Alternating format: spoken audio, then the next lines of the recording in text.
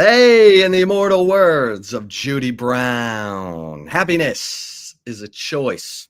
We're happy you're spending some time with us. Chip and Zay off the rails on a Thursday. Texas, Georgia week. We got we're going to have a new chairman of the college football playoff committee because something happened between Baylor athletic director Mack Rhoades and Baylor football player Michael Trigg. This is getting interesting. I need my man TM Zay to dig into this. Zay, how you doing? I'm good, man. Yeah, doing a lot better than Baylor fans right now because, wow, this story is crazy. But happy Thursday, everybody. Feeling good, feeling great. Chip, how are you? I mean, I'm doing good. So there was some sideline incident between Mack Rhoades, the athletic director at Baylor, and Baylor tight end Michael Trigg during Baylor's September 20th game against Arizona State. Rhoades allegedly took exception to Trigg's long-sleeved gold undershirt, which was a different color than the rest of the team. And then apparently Rhoades grabbed Trigg, snatched him up during the first quarter, and while using an expletive, questioned him about the shirt. Baylor coach Dave Aranda later had heated words with Rhoades. I mean, sounds like Mac, there was other stuff going on. You know what I mean? You don't just lose your mind on a sideline, but yeah, he has demons. The school put out a statement afterwards saying everything had been investigated in accordance with the university. Appropriate actions were taken. The matter is now closed. And Rhoades allegedly expressed regret over his emotions, recognized his conduct. This is according to the Baylor statement. His conduct at the moment was not reflective of our Christian mission and values. Mr. Rhoades is an important part of our Baylor family. We look forward to his continued leadership of our athletics department. We remain committed to ensuring a respectful and accountable environment for all of our student athletes, coaches, and staff. So, yeah, he gone. He gone. He might as well start packing this stuff up. Whether it happened or not, Baylor, they can't risk it. They can't. With everything they've been through, they can't even play around with this. Now it's national news. I mean, Mack Rhoades, that's a guy I like. I mean, he was the athletic director at Missouri. He hired, he's made some good hires in his time as an athletic director. He was at Houston. He hired Tom Herman there. It worked there.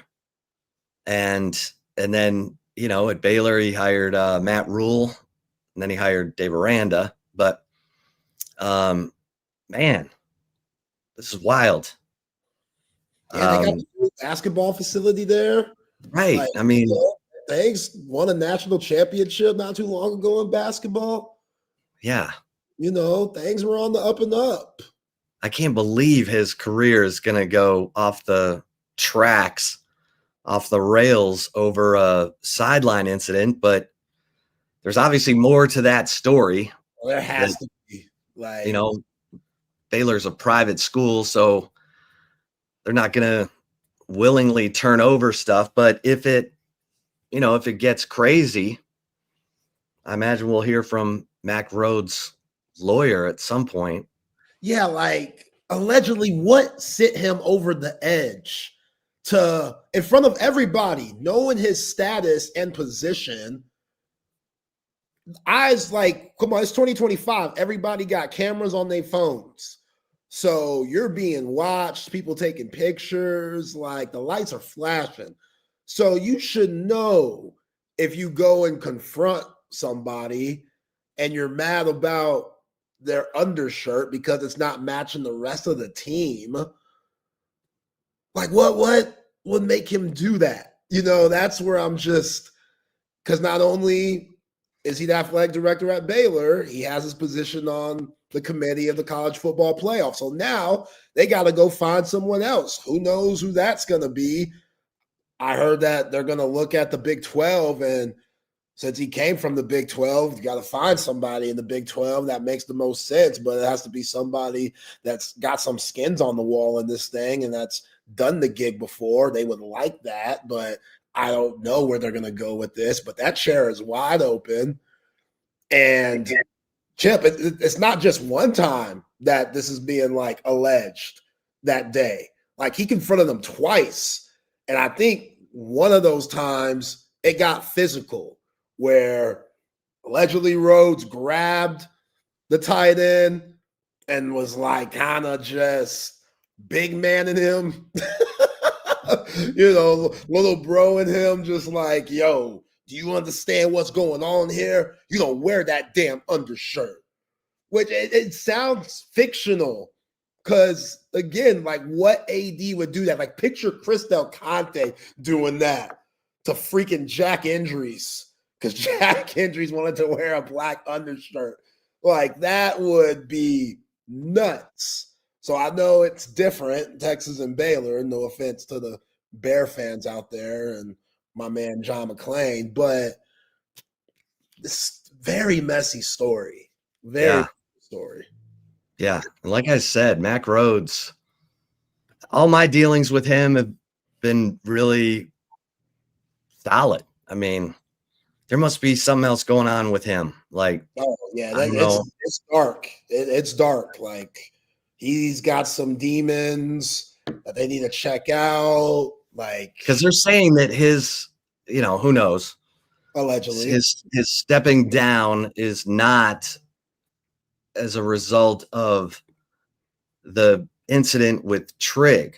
It's for personal reasons, but it's not, they're saying the investigation does not involve Title IX or NCAA rules or student welfare, that he's stepping away for personal reasons. But, man, that's a tough deal. Yeah. Now there's a kind of a battle going on over who's going to take over as the CFP chair. Sounds like Arkansas AD Hunter Yurachek is likely to get nominated. The Big 12 wants Utah AD Mark Harlan. Yeah. So we shall see. Yeah, Utah Mormon lifestyle. They need somebody clean. They need somebody. Can't even drink caffeine. Yeah, you can't. Gotta have. That's the one that kills me. It's like, okay, you can't have sex. You can't have caffeine. They be drinking soda. Well, that's changed. That's what's so weird about the Mormon faith. Like the rules change. Oh yeah, you see Mormon Wives on Hulu? Oh, or the Book of Mormon. Yo, it's changed. I be watching that with wifey. That show. What's it called? Mormon Wives? Mormon Wives, yes. Mormon Wives. Yes. They are my. Out of control. They are out of control. Yeah. I mean, what? It started with the housewives of Salt Lake City, and now it's Mormon real estate, Mormon wives, sister wives. Sister Wives is a classic too. My man, he lost almost all of those wives. The sister wives, dude. Yeah. He had 4, lost 3 of them. Hey, he lost 3 of them. Once you bring the TV cameras in the house, it's over. Yo, they got about 30 kids like all together. But yeah, me and my wife, we watched that show too. The wife that he brought in last, wife number 4, she messed up everything. When it was just the big 3, the OG 3, it was cool. But homeboy got greedy and it was like, yo, the 3 of y'all ain't cutting it. I need number 4. Number 4 came in, changed everything. And now the only one he's with is number 4. And they're monogamous now, which is crazy. Because that's just not, But she got Is she hot? No. I mean, to each his own. I'm not one to say that was wrong of me. Everybody has their own beauty. just not for me specifically. But to each his own. But yeah, it's messy. It's messy. Come on, Rose. Come on, man. I hope this is a lie. I hope that ain't true. Over an undershirt, like, how to the boiling point you have to be to crash out over an undershirt. Like, yeah. Grandmaster Flash and the Furious Five said it back in the 80s. Don't push me, cause I'm close to the edge. I'm trying not to lose my head. Oh my. Hey, we are off the rails on a Thursday. We got Zay breaking it down. You need a beatbox? Yo, that's a classic song. That's a classic song that Mac Rhodes might have needed. He might have needed if he listened to that song, because it's relatable. The message, that's what it's called. The message, because it is real. There are times where you're like, man, this ain't worth it no more. Anybody that touches me, if my food comes out cold, I'm losing it. And sometimes you just gotta woo-saw. Like, mental health is real. And again, allegedly, can't say that enough. We don't know. That's what's coming out. But when you're stepping down from both of those positions, like, dang, you ain't even gonna try to fight it? Yeah. Like, I ain't stepping down. It's getting messy out here. They're trying to get my man Matt Barnes caught up. He was giving $5,000 a month to some Instagram girl that was trying to exploit him. He had to apologize yesterday on social media. It was a tough watch. I'm like, damn, Matt. Who, Matt Barnes, the former NBA player? Yeah, former NBA player, legendary potheads. Him and Steven Jackson got their show. Don't make that face. I say that in the most respectful way. Legendary pothead. That's cool now. See, your generation, it wasn't cool to be that. Now, No, hey, listen, Ricky. I'm just trying to keep up. Okay, but you making faces like it's an insult. It's not an insult. Matt Barnes, he's playing for a lot of people. Exactly. Well, I mean, not here, but yeah, just about everywhere else. Exactly. But yeah, he was on social media yesterday, Chip, like talking about how, this one girl he was talking to, he's never met her in his life. They were sexting apparently, and then all of a sudden she's flipped the script on him because he got back with his baby mom, his girl that he's with now. So he couldn't wild out and be sexting these Instagram girls no more. And she was like, nah, this gonna happen or I'm gonna exploit your ass. Unless if you give me my Skrilla. So Matt Barnes, he showed the receipts and everything. This dude was paying 5 racks a month. Like 5 racks every few weeks to the girl just to keep her quiet. And then all of a sudden it stopped. She started crashing out. So much so, he has to sue now. So much so, he felt obligated to make that video that came out yesterday where he's basically explaining his truth and letting everybody know that he basically got and all the stuff that this girl's trying to exploit isn't true.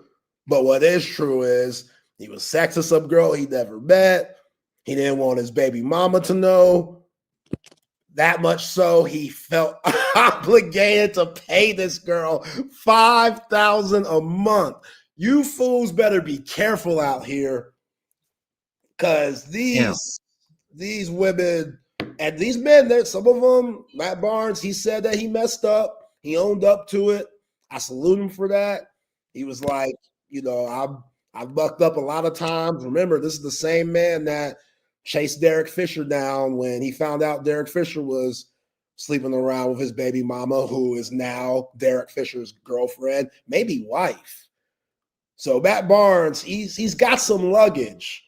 But yeah, man, that was a very telling story that came out with him. And it's just another reminder that These athletes, they're a bullseye. Well, they're a target. You got to read up on the other, like, this is the Isaiah Bond nightmare. Mm. You know, he's starting to text with someone he doesn't know. It gets a little wild. Then they meet up and, you know, things probably progressed. And then she's like, no. I mean, you can't do anything these days if you don't know who these people are. Yeah.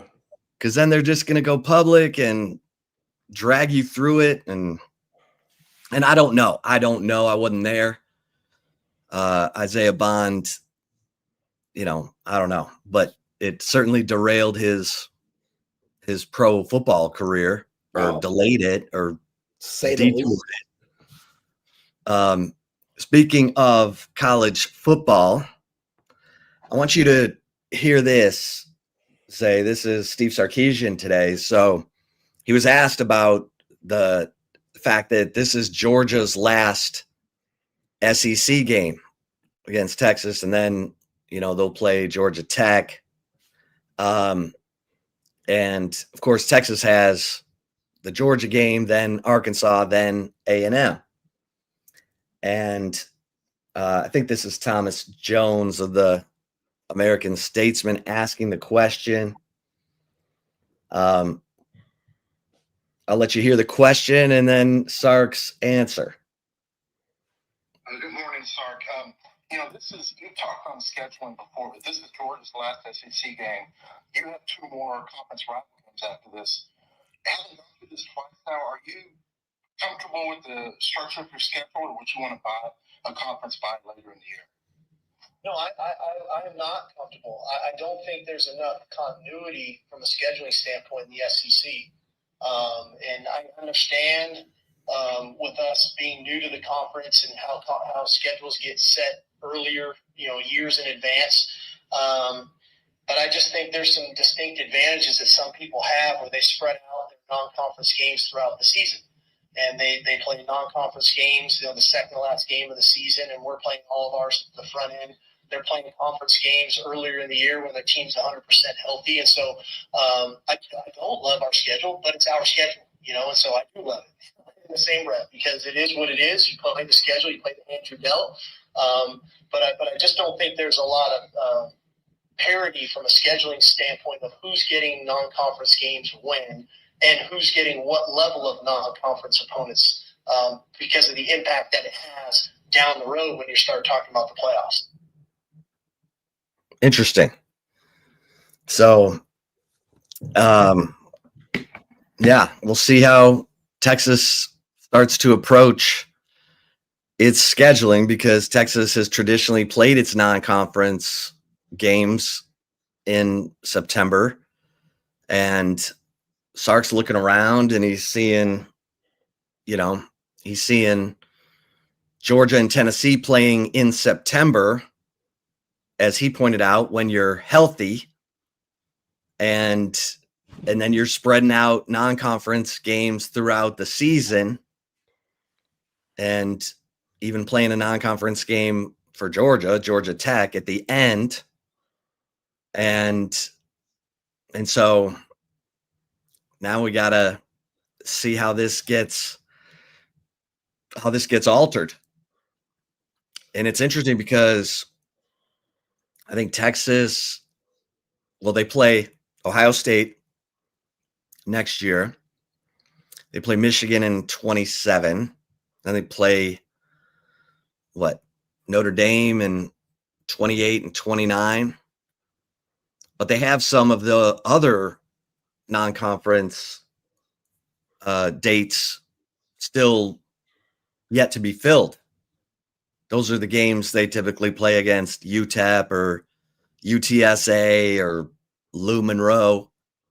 So this will be interesting to see if Texas starts to sprinkle some stuff out or talk to the SEC about, hey, we're going to play this non-conference game here. Go ahead and schedule us an SEC game in September. So it's something to keep an eye on because, the SEC has always had that tomato can right before rivalry week where like last week or whatever, A&M's playing Samford before they play Texas, which is like practically a bye. Samford just fired its coach. So interesting. Steve Sarkisian's taking some notes. Yeah, and I get exactly what he means. I mean, where they're at right now, it's very different than what the rest of the SEC is when it comes to scheduling. And I will say, little devil's advocate here, but if you're him by November, most teams that actually have championship aspirations, they're catching their stride at this time. So when you catch your stride, I want to play against the best while we're playing our best football. So I get both sides of it. Obviously going to 9 SEC games next year and playing Ohio State, that's very hefty of a schedule, especially with the atmospheres you have to go to next year. But yeah, Sark, he's going to always fight for his program like every head coach should. And if he sees something that he doesn't agree with, he's very comfortable with letting it be known. And I can appreciate him doing that. Yeah. Sark said today that it feels like the team got the message that the practices have been, on point, intentional, focused. They know what's on the line. And I like I said, I can't wait for this one because you got to go into the Lions' den for an SEC championship game against the team that rolled up into your crib last year and kicked over all your furniture and then spiked the ball on your head on the way out. Kirby was like dropping everything. They're the ones who were taking photos for Instagram. I think that was his. I'm saying, what kind of friendship is this? I know. Is that a friend? Does that sound like a friend to you? Kirby, I mean, how about Kirby? I wasn't calling timeout. I was clapping. Yeah, and listen, Sarkisian wasn't like bringing that up. That was Kirby. Kirby brought it up at his presser. I was texting with him Saturday. Then Sark gets asked about it on Monday. He's like, yeah. We're in a couple of group texts and yeah, he's become one of my good friends over the years, and I'm an offensive guy, he's a defensive guy, so we don't agree all the time. No, you shouldn't agree on nothing. Damn it. Yeah, I forgot about that. Kirby was so petty after that game last year. We're not here for all the bells and whistles and stuff. Like, yeah, okay. Some friendship. Like, all right. I see the game Kirby Smart's playing. He ain't fooling me. He can fool some of y'all out there. You ain't fooling me, Kirby. I get it. You got to do anything you can to get the upper hand. I'm all about it. Even if it's grimy, even if it's a little not as professional as some would. Like, well, remember Lane talking about how Kirby wasn't missing calories. That happened earlier this year. That was wrong. Like the fat shaming, come on, man. I mean, just because Lane does hot yoga every day and then posts photos of him with cute yoga instructors. I mean, I love it. I love all this crosstalk and, this just adds to the flavor. Yeah. I mean, Kirby texting Sark on. It's crazy. You have a game to look forward to. Right. As George is getting ready, he's on the bus trip over to the stadium. Yeah, I'm going to fire off a text. And he said in the presser, like, I just wanted to see what he was doing. Yeah. What? Sark's like, well, I'm about to, I don't know what he said, go for a jog, and then I'm going to watch you play ball or something. Yeah. Probably had some diapers to change or something. I would have left Kirby on red.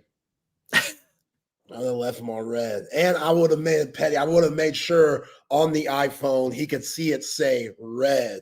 And then whatever time that Sark read it, Kirby sees that as like, oh, nah, I know your game. We throwing that all out the window. I'm saying MJ used to do the same stuff. Michael Jordan used to do the same stuff to Pat Ewing. Poor Pat Ewing. All those guys, Barkley, those guys, man. Oh, Jordan's cool. He's a fun guy. We bonded on the dream team. All right. Whatever. If that's how y'all take it, and I'm glad y'all are friends now, but that dude, he's a killer. He's heartless. He's a heartless human. You see his eyes now. That's why his eyes, he looks like a villain, an African villain now. Like he looks like, that's what he looks like. I love the man, but he's always been a villain. And he loves that. He loves that. There's certain guys that are just like that in this. Well, Larry Bird. Sports.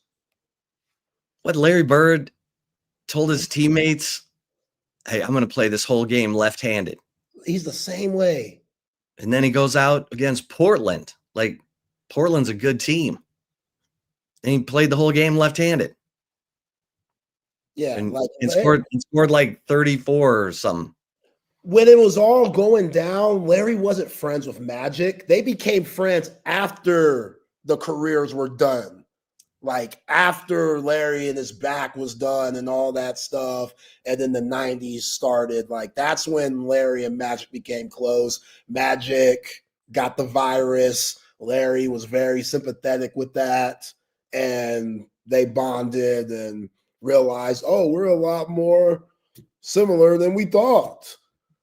But during it, there was no friendship. Friendship. Yeah. I mean, the actions of star athletes in their prime. I mean, like Muhammad Ali. Like I love Muhammad Ali and I can't stand Muhammad Ali for what he did to Joe Frazier. Because Joe Frazier helped Muhammad Ali on the way up. And then when they both got to the height, Ali started calling him a gorilla and stupid. I mean, and Joe Frazier was a simple guy. This simple guy. Hardworking, tough, simple guy. Like he wasn't going to have all the banter and the flashy interviews. And that stuff really bothered Joe Frazier. I mean, he's like, how could a guy do that? Like, I helped him on the way up. And killer. Yeah. I mean, yeah. He didn't get that edge. See how it hurt him. He knew it. Ali knew it hurt him. That's the point. I don't care. That's Ali. Ali look in the mirror and say, I don't care. Right. Those crazy analogies and metaphors and stuff. I'm trying to stay on top of the mountain. Yeah. Yeah. And hell no, Rex, I didn't like when Zeke and Magic were kissing before the game. What is that? That's why, I respect the 80s. The 80s saved the NBA. I love the 80s, from Dominique Wilkins to Bernard King, Kareem. I could go down the list. But when people say, oh, no, it was just so much tougher than the game now, so much tougher than, LeBron's era or, Steph's era. And then there's multiple pictures of Magic and Isaiah kissing on the cheek before the game. They still played hard, but come on, man. Kissing's a lot. Like it's one thing to dap someone up, but kissing on the cheek, I don't know. Them brothers, it was different. It was different. But again, I was named after Zeke. Magic. They saved the 80s. They saved the NBA. Like, so yeah. Always going to have respect for those dudes. But Well, and Bird, I'll never forget watching that national championship game between Michigan State and Indiana State, 79. Of course, Magic won, and then Magic goes as a rookie to the Lakers, and Bird goes to the Celtics, and Bird was like, I'm never letting Magic get over on me again. And, of course, they ended up in one of the greatest career rivalries in all of sports. And it was amazing how those guys pushed each other. They kept elevating their games to get over on each other. And it was amazing. And it did save the NBA because it was tape delay. Oh, it was awful. I remember that. That was bad. Probably CB. Oh yeah. Don't get Zay started on Red Auerbach. Don't get me started on the mobster himself. He had these refs shaking in their draws, man. Yeah, how can I call a travel on Bob Cousy when I'm afraid to get whacked after the game? Huh. That ain't what? Bob, do what you want, man. Have the check. Do what you want, bro. Like, I want to see that documentary. That's good. It's good. Okay. One on HBO. Yeah, check that out. What's it called? Celtic City? Celtic City, yeah. Bill Simmons, him being a big Boston fan. Bill Simmons, him and his dad are like chopping it up because they went to like every freaking Celtics game in like the 70s and 80s together, like all the big ones. They were there together, father and son. So it's really cool. I know some people feel a certain way about Bill Simmons and stuff, but nah, that was a well done documentary. Yeah, that dude is top notch. All right, let me ask you this before we get to this question from Woodcrest. Do you want to do our commentaries now? Because we're going to have Drew Fabianich, the Senior Bowl Executive Director, at 3, and then Lance Taylor, who normally joins us at 2:30, but he's traveling. He's going to join us at 3:30. So I'll make this the chip shot, this question here. Woodcrest says, Chip and Zay, how you guys feeling about Sark and Milwee versus Kirby and Schumann? I think this is glorious, but it's not even the marquee matchup in this game. The marquee matchup is Bobo versus Kwiatkowski. And I think this is going to be fascinating for me. I want to see what Pete Kwiatkowski has in store to get Georgia uncomfortable, to get Gunnar Stockton uncomfortable, because this guy has shown that he's going to fight you to the end, that he doesn't have lapses. He doesn't have, moments where he lets the pressure get to him or he makes that bad decision because he's under duress. He's taking care of the football. He's not making the big mistake. He's not turning it over. He has 3 turnovers on the year, 2 interceptions and a fumble. And he's getting his guys. I mean, they all believe in him. And, now you've added Zachariah Branch and Noah Thomas, and you got Chauncey Bowens and Nate Frazier. So I want to see that matchup. I want to see the Kwiatkowski versus Bobo matchup, because I think that's the matchup that's going to decide the game. Obviously, Sark going head to head with Kirby and Schumann that's the headliner. That's what's going to get all the attention, because they're both seen as top of the game masterminds on their side of the ball. And if I'm Sarkisian, I'm a little tired of hearing how great Kirby is. And remember, one of the biggest plays of the SEC championship game was the fake punt. Yeah. The fake punt that Georgia executed and then turned into an 18-play drive that practically ate an entire quarter. And that, man, if you're a coach, you're going to remember that stuff. A&M had a big fake punt last week. You know, those little well-timed coaching decisions. Yeah, what did Sark say? Like, now it's the end of the season, and those things that you've been working on, it's time to use them. Yeah. Yeah. Yeah, and how I just keep thinking about Sark saying after the Alabama game in 23, we told the players, hey, trust us. We're going to be aggressive. And they threw deep balls. They threw deep balls for touchdowns. Quinn Ewers had deep ball touchdowns to, Xavier Worthy and Adnan Mitchell. And the players got behind it. That's why I'm always fascinated by a coach's decision to either be aggressive or conservative. Like Texas in 2004 when they played OU and they lost 12-0, and I thought the game plan was terrible. You've got Vince Young, and they didn't trust him. And he threw one deep ball. I don't want to get it wrong, but it was like Deshaun Hales or something, and it was incomplete.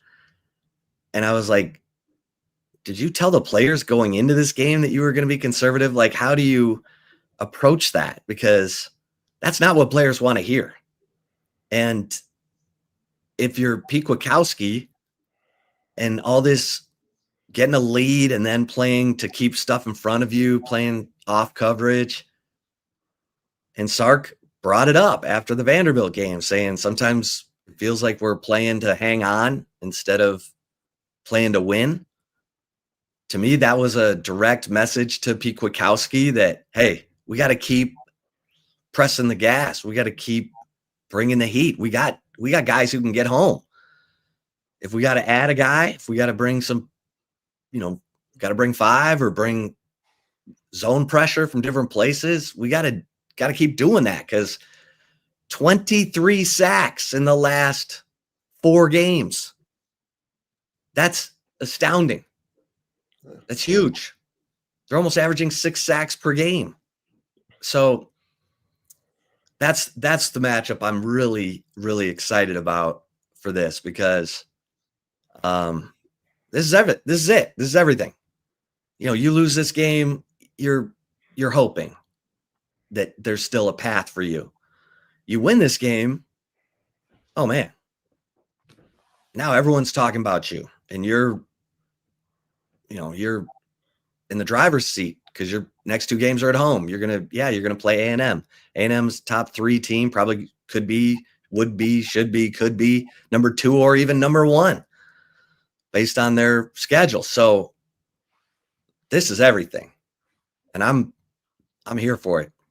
This is going to take Jeff Banks, Pete Kwiatkowski, and Steve Sarkisian, because Kirby outcoached him in the first 2 meetings. And if I'm Steve Sarkisian, I'm like, hey, we're going to be the fox in the hen house this time. So bring me all your ideas and let's put this thing together. And how you sell it to your players is huge. All week long, you should be in practice saying, hey, we got a great plan. We got this. And the players are like, yeah, we got a great plan, and then they go out on the field and they're ready to roll. Sark knows how to do that. I mean, everyone's like, oh, he's only 2-6 against top. Okay, well, he's got a couple of good wins in there. Michigan was top 10 when they played him, so that counts. He knows what he's doing. Let's see how locked in he is. See how locked in PK is. Jeff Banks. It's gonna be fun. Yeah, I agree. I mean, I'm going to give Pete Kwiatkowski a little bit of grace for that fourth quarter against Vanderbilt because you talk about trust. He clearly didn't trust Derek Williams and Xavier Filsaime and that crew that was out there. No Michael Taft, no Jelani McDonald. So you got to try to change some things. Like they're having breakdowns where guys like Eli Stowers is wide ass open. And when things like that happen, you want to make life as simple as possible for the guys that are in there if you don't trust them. And most likely that means being a little conservative with it. So now when you got Michael Taft back, Jelani McDonald back, injury report dropped last night, ain't nobody on that MFA. Like, that was a beautiful thing to see, Chip. Like, nobody, like, I had to double take one time. Like, it was absolutely blank. Nobody on the injury report. Everybody is set to go. You're as healthy as you've ever been all season. Ryan Wingo, CJ Baxter. Well, maybe not Ryan Wingo, but he's still healthy enough to play. Like, he wasn't even probable, questionable, none of that. So, no excuses. No excuses. Right. Kwiatkowski, to not send the dogs. You should have all the faith and trust in the guys that you have out there because they've earned that and they've played with that. And that should allow Ty Anthony Smith and Leoga Lafau to play that much better than they have these last 2 weeks. And I'm banking on that. And to my man Woodcrest's question, he asked about, the matchup between Steve Sarkisian, AJ Milwee, and Glenn Schumann and Kirby Smart. I would take AJ Milwee out that and put in Kyle Flood because you got to establish some type of game on the ground if you don't want to be one-dimensional in this game. And we saw in last year's when you became one-dimensional what Kirby Smart was able to do with that defensive line and front seven. They did whatever the hell they want because they knew even if Texas ran, they weren't going to go nowhere. And they also knew Quinn Ewers wasn't going to go nowhere. They can't do that now. Arch Manning go somewhere. Good pocket presence. Kind of like what we see with Gunnar Stockton.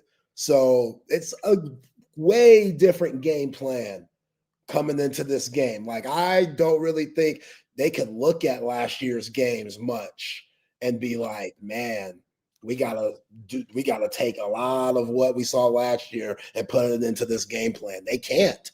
Just the personnel is that much different. So I'm banking on Texas to use that to their advantage. I'm banking on Steve Sarkisian with the bye week and extra days to prepare for this game to use that to his advantage. And if Kyle Flood, now that Cole Hudson and Connor Robinson are doing their thing, if Kyle Flood could push the right buttons to where it just makes this run game. I'm not saying, we're going to see 200 yards put up, but give me 95. I ain't even saying 100. Give me 95. A timely 95. You know what I'm saying? Just a timely 95 where you could do some type of RPO and play action stuff. Hopefully Arch Manning could be a part of that run game too. But yeah, man, I need this offensive line to have their best game of the year. And like you said, Chip, this team wins this game. Look out.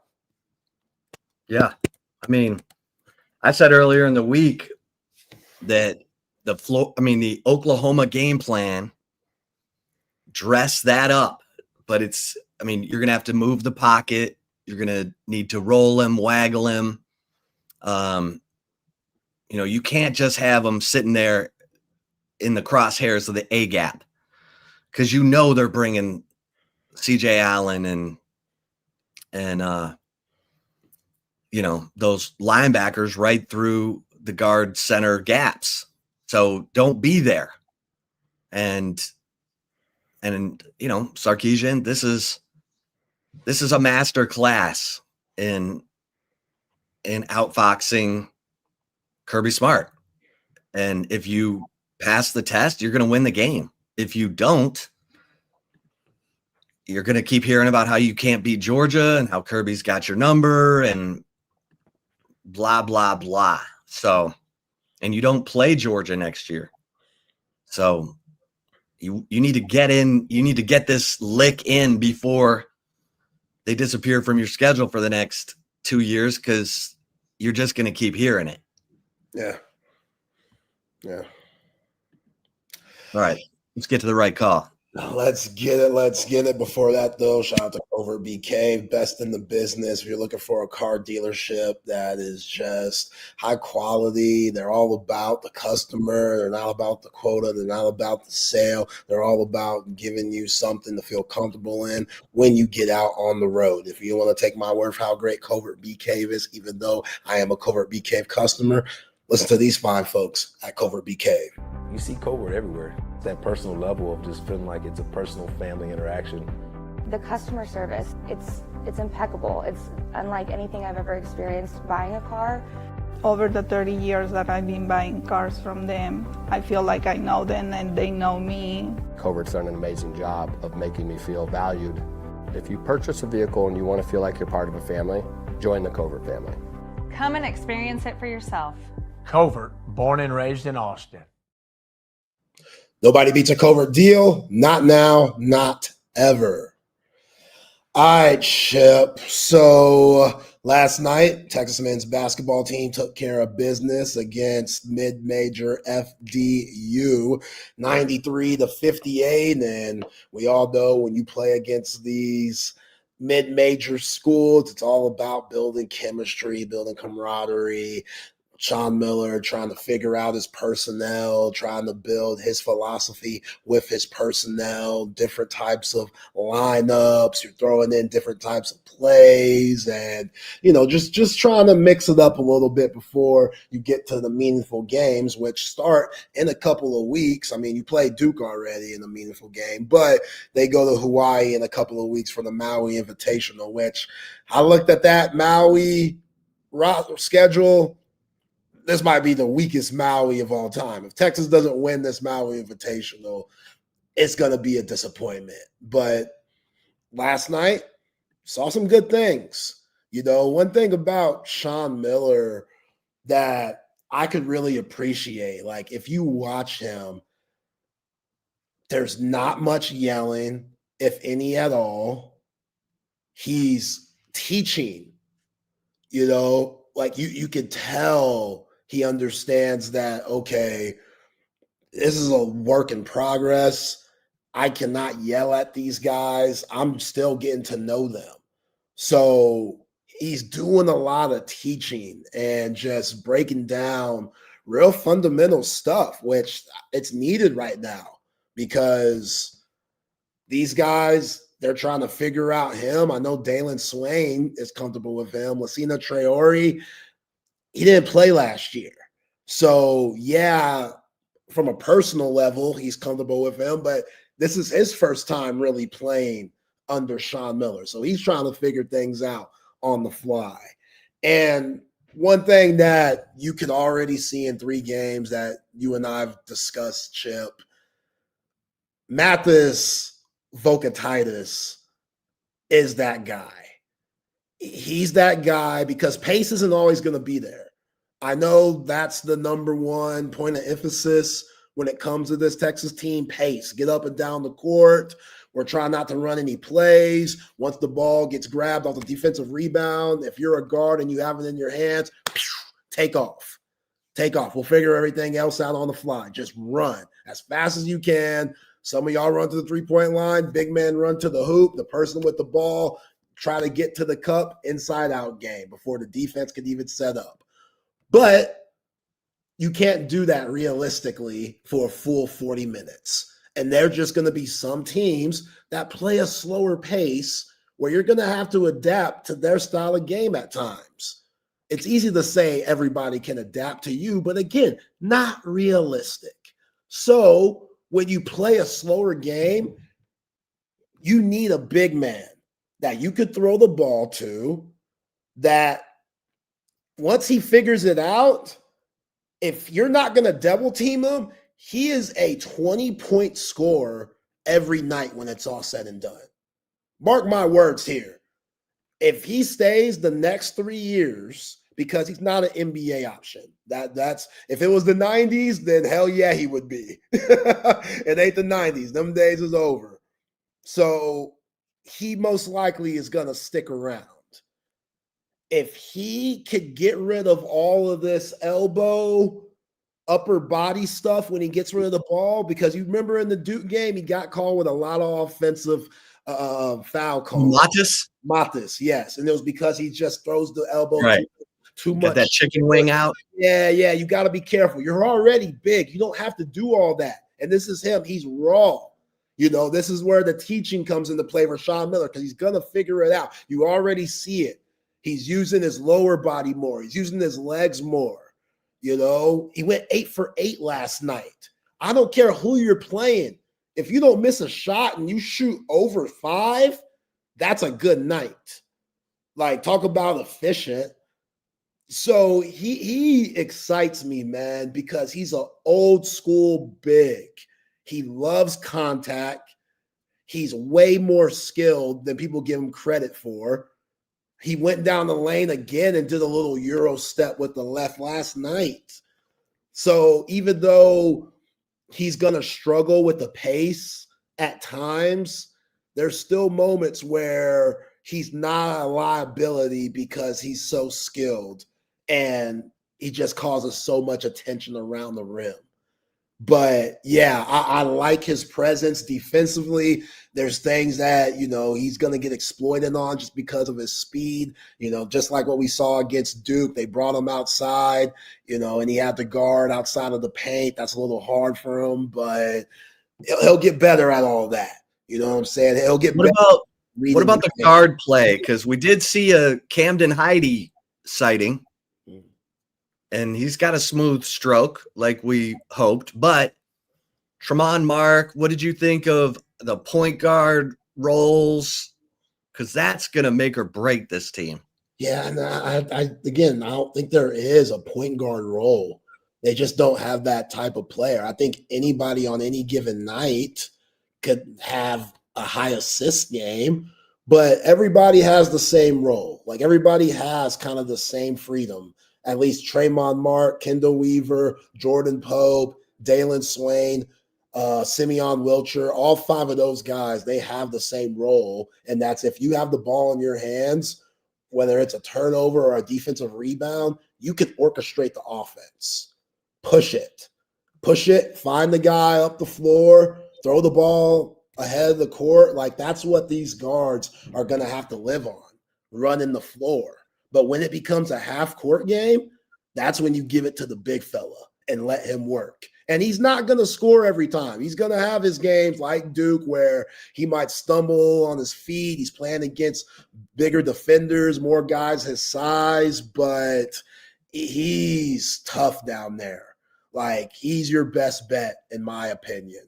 They ran a good play for him. Where Camden Heide came off of a slip pick and roll, and Jordan Pope set a ball or down screen on him, and they threw an alley-oop to him. It was a nice little play drawn up by Sean Miller. And Cam Heide, he has to find minutes, man. He's too good of a shooter. Hell of a pass by Tremont Mark last night, who looked good. I think he's going to benefit from this freedom too, because all Sean Miller is telling them, hey, don't think, just hoop. Like, I'm not really going to throw many plays in. Just hoop. Just play. You got a fast break. You're allowed to just take your man whenever you want. Like, you got to just apply pressure. They had 53 points in the paint. They didn't shoot well from 3, 26%. They didn't shoot well from the free throw line. I expect that to go up a little bit. But as far as the guards go, Chip, they got a lot of freedom. And as a guard, that's what you love to hear from your coaches. Like, okay, sometimes I might take an ill-advised shot, but coach, he's giving me that freedom. So you can test some stuff right now when it's early. This is the best time to test some of the shot selection out there to see if the coaches are going to be like, hey, all right, we're good with that, or you need to chill. Like, Tremont Mark. Test the boundaries. Yeah, test the boundaries. Tremont Mark, he was throwing up some hook stuff yesterday. He was finishing with the left and the right. Like, he is really benefiting from the freedom, and he struggled with that the first game, but it's going to be better for Kendall Weaver too. Jordan Pope, even though he didn't shoot well, he looks comfortable out there. My biggest concern, which I've already talked about, is the power forward position. That position, I just don't know whether it's Nick Cody, who's starting right now, the sophomore out of Dallas, Declan Daru. He doesn't look comfortable at all. And I feel for him because he's from Germany. Like, he's not like Lassina Traore. He's not like Mathis. Like, he hasn't been in the States very long. I think this is his first time ever being in the States. And Germany to Texas, that could be a culture shock for a lot of people. So I think for him, it's more just getting acclimated to everyday living in America, yet alone trying to be a collegiate basketball player. So I hope he figures it out, but you could tell he looks pretty uncomfortable out there on the court. All right. Well, that's good stuff. That's good stuff. We'll get back to Texas basketball, but let's bring in our man on Thursday afternoons. We are excited and honored to be in his presence, the executive director of the Panini Senior Bowl, the one and only Drew Fabianich. Follow him on social media at DFabe, FABESB. Drew, how you doing? Good. How are you fellas? Oh man, we're getting all fired up. I'm getting ready to hopefully fly to Athens. Well, if you're flying to Atlanta. Yeah, I'm flying to Atlanta. Yes. I told Zay the only other time I've been to Athens was when I was doing a story on Boone Pickens, and I flew on his Gulfstream, and we flew right into Athens. And then we had a police escort to Sanford Stadium. I'm sitting there going, man, this is not bad. That's how it's supposed to be. You know, you're going back to Scoutville right now. Oh yeah, I'm picking up the rental and driving up to Athens. Oh yeah, and my parking lot is like the most furthest away from the stadium, and there's no shuttle. It's all good. There is no shuttle. Yeah, correct. Yeah, no shuttle. Yeah, and everything's cramped right in that small little area around the stadium. You go, where did everybody come from? Where did y'all come from? Yeah. Yeah. Because at least Texas, you see the garages, you see the parking garages, right? There you go, like, I don't know where they are. Yeah. I mean, they're everywhere. So yeah, it's a great place though. You'll enjoy it. I mean, you already been there. I mean, that was a long time ago. That was 15 years ago. Yeah, well, mine was a long time ago too. But at least I can say I'm 3-0 against Georgia, so I'm good. Yeah. That was when you were at Tennessee. Yes. That was when Ray Goff was there. We were beating the tar out of them. Ray Goff, the Ray Goff years. Yes. Well, what do you think about this one? What do you think about Texas, Georgia in Athens Saturday night? I think that they're going to have their hands full with Gunnar Stockton, just because I think he is one of the most overrated, players as far as when crunch time. He's at his best. He's better at third and long, fourth and long, hard situations than he is in the first quarter. He really is. And they're going to consistently run the ball well. They're good up front. They got 3 or 4 tight ends that Bobo uses, kind of interchangeably. The receivers are solid. I mean, Zachariah Branch, wait till you see that, because you can not just see him run, you can feel him run. He's one of those where there's no doubt that he can fly. So better be careful when he gets it. Defensively, they're not as good up front as they were, in the front 5, because they're a 3-4 team. Linebackers are good. CJ Allen's a really good player. The corners are solid. The safeties are good. The strong safety's better than free. They're a real solid football team that plays really, really well at home. They're hard to beat there. And they take really a lot of pride in the way they play at home. So it's gonna be hard on Texas now. It is. Yeah. Does Gunnar Stockton remind you of anyone? Not really right now, right at the top of my head, because I really hadn't studied him. Because I was looking at because I compared Fernando Mendoza to one of my my director of ops, Jack Gilmore, said it kind of reminds me of Kirk Cousins. I said he kind of does, and he's got a little Jared Goff in him too, kind of a Mendoza little mix of that, yeah, So it takes a long time to kind of get, to where you pull somebody from the past and you go, hey, Gunner, stop. I hadn't, because I know he's not coming out. I know he's not. So I don't really want to spend that much time on really breaking him down, movement wise, because not a lot of times you're comparing a guy because of statistics. You're comparing a guy because of size and like movements, because like when I said Sellers reminded me of Donovan McNabb, right? And some guy goes, well, who's the big guy from Central Florida that went to Minnesota? Culpepper. Yeah, Dante. Culpepper, right? Like, Culpepper's like bigger than him, I was like those dense legs, like Donovan McNabb. I mean, and Donovan McNabb was a great passer. People don't give Donovan McNabb half of the credit they should have. I mean, he was a great passer for being at Syracuse, where he probably threw it 10 times a game, running a freeze option. So, I mean, I digress. I mean, I'm just saying this is how I look at when I compare dudes, and like I said, I just hadn't spent a lot of time on Gunner because I love the way he plays and I've seen what he's done. I just hadn't broken him down like I would guys that I thought were coming out. And I don't think there's any way he comes out this year, Yeah. Drew, when you think about Kirby Smart and everything that he's accomplished, what do you see with just his style, the players that he gets, how they play, and just how he goes about his business? He doesn't play. He didn't fall far from that Nick Saban tree. He doesn't play at all. And he's a really, really good recruiter.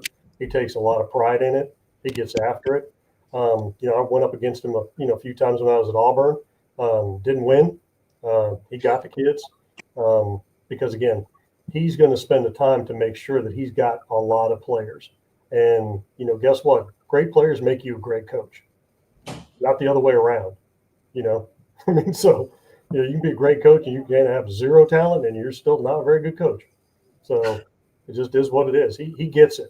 And he took over Georgia, and there's a lot of places that used to go into Georgia and pick, cherry pick guys out of Georgia.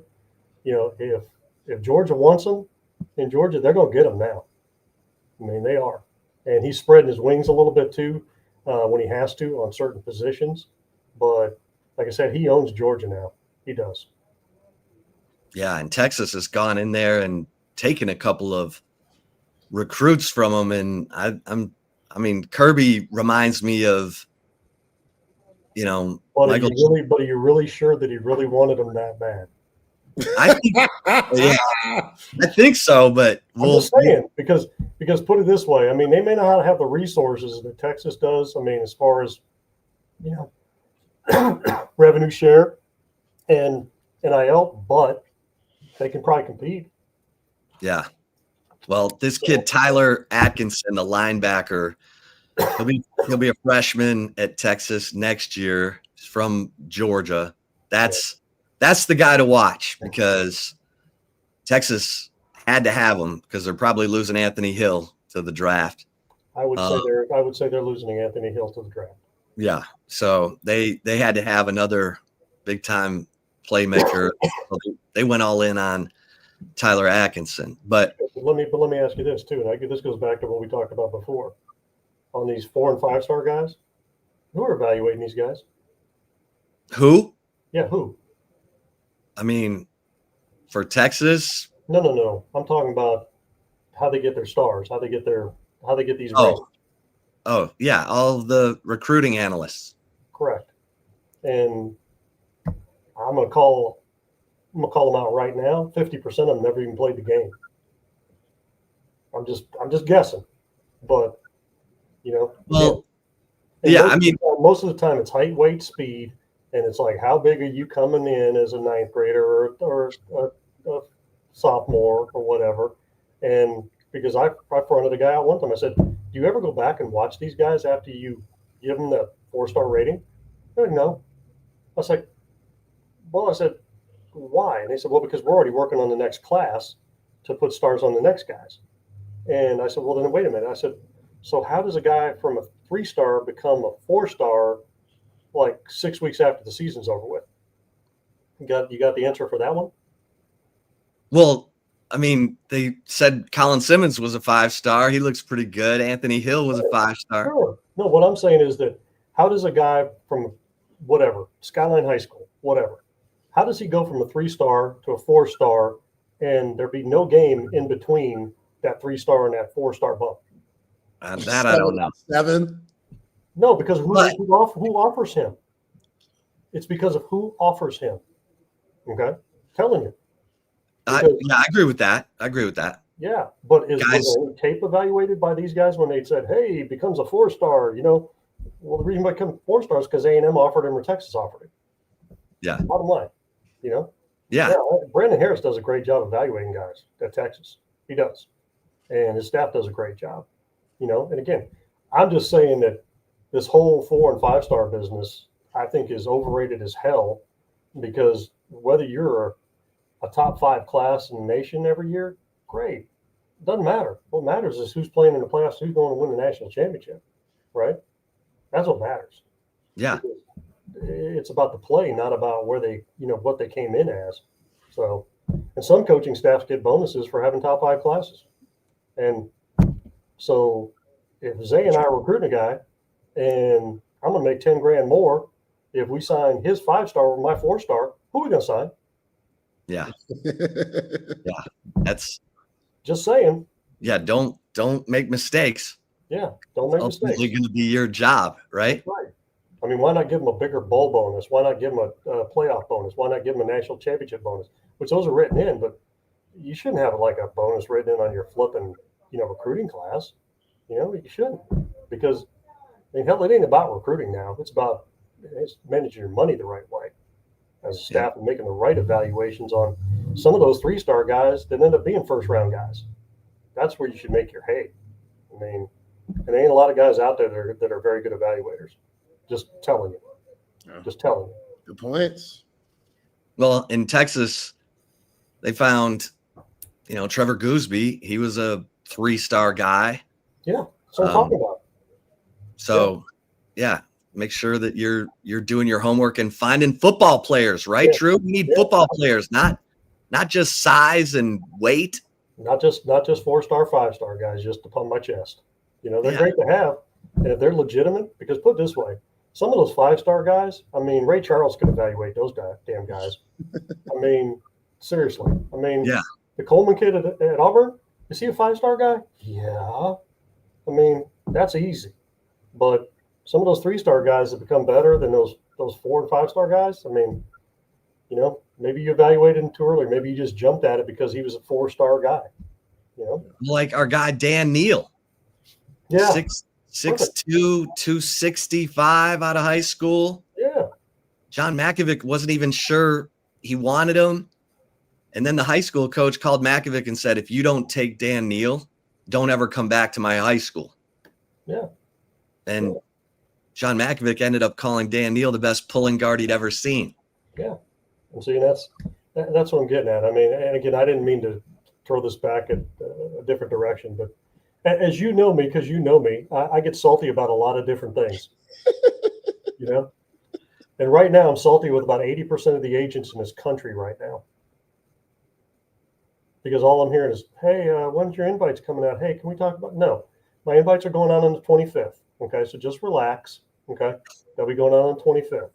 They won't be sitting in a head coach's office for 3 weeks, you know, and me having to remind them, hey, could you award these, you know, after the season's, you know, last game of the season's over with, and we get these guys invites to them? No, I put it at the last week, because then the last game's over with, then they put them out in the next meeting. That's why. You know, I'm in no rush. No rush. Yeah. You know? But I swear to God, 80 to 90 texts over the last 2 days. You know? Did they used to go out earlier? Yeah, they did. They did. But I made it quite clear, like when I did it, I did like conference calls with the bigger firms. I just told them, I said, look, I'm going to push this back. I just didn't know how far I was going to push it back. I just wanted to look at, you know, where those head coaches would be comfortable, you know, putting it out there. Because I don't want to break the rhythm, you know, the head coach has, you know, especially the ones going in their playoffs or whatever. I mean, it'd be great for the guys that got a bye to give those out. The guys that didn't get a bye, wait till they're done, you know, and go ahead and give them out. Because I've been there, and I don't want any kind of outside distraction. You know, I hate to I'm starting to act like Saban all of a sudden now. Why is it, Drew? Why is it so beneficial for the agent to get it now, though? Well, because put it this way, they want to know if they're getting the invite, because it is a very prestigious invite, and they know that if they come to this game, if they play well, they're going to increase their value. There are other games that have thrown out invites earlier. Okay.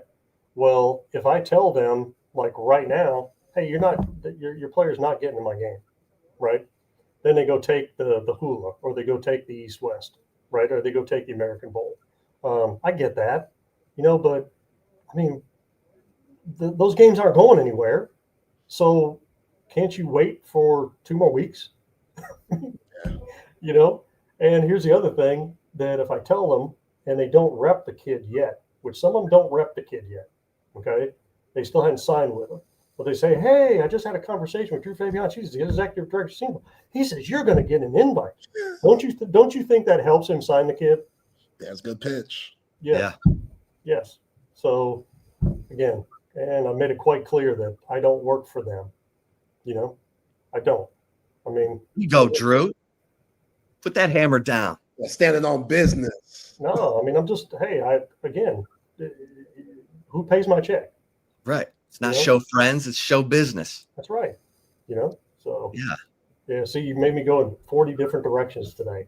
You guys must sit there and put 4 questions and say, oh, okay, just getting pissed off about something. We appreciate it. Where was Lance? Lance, he's coming on after you today. Oh, damn. I know. I kind of like my little 5 minutes I hear Lance. I mean, I know. Yeah. Did you tell him what I said? But I want to party with him. Oh yeah.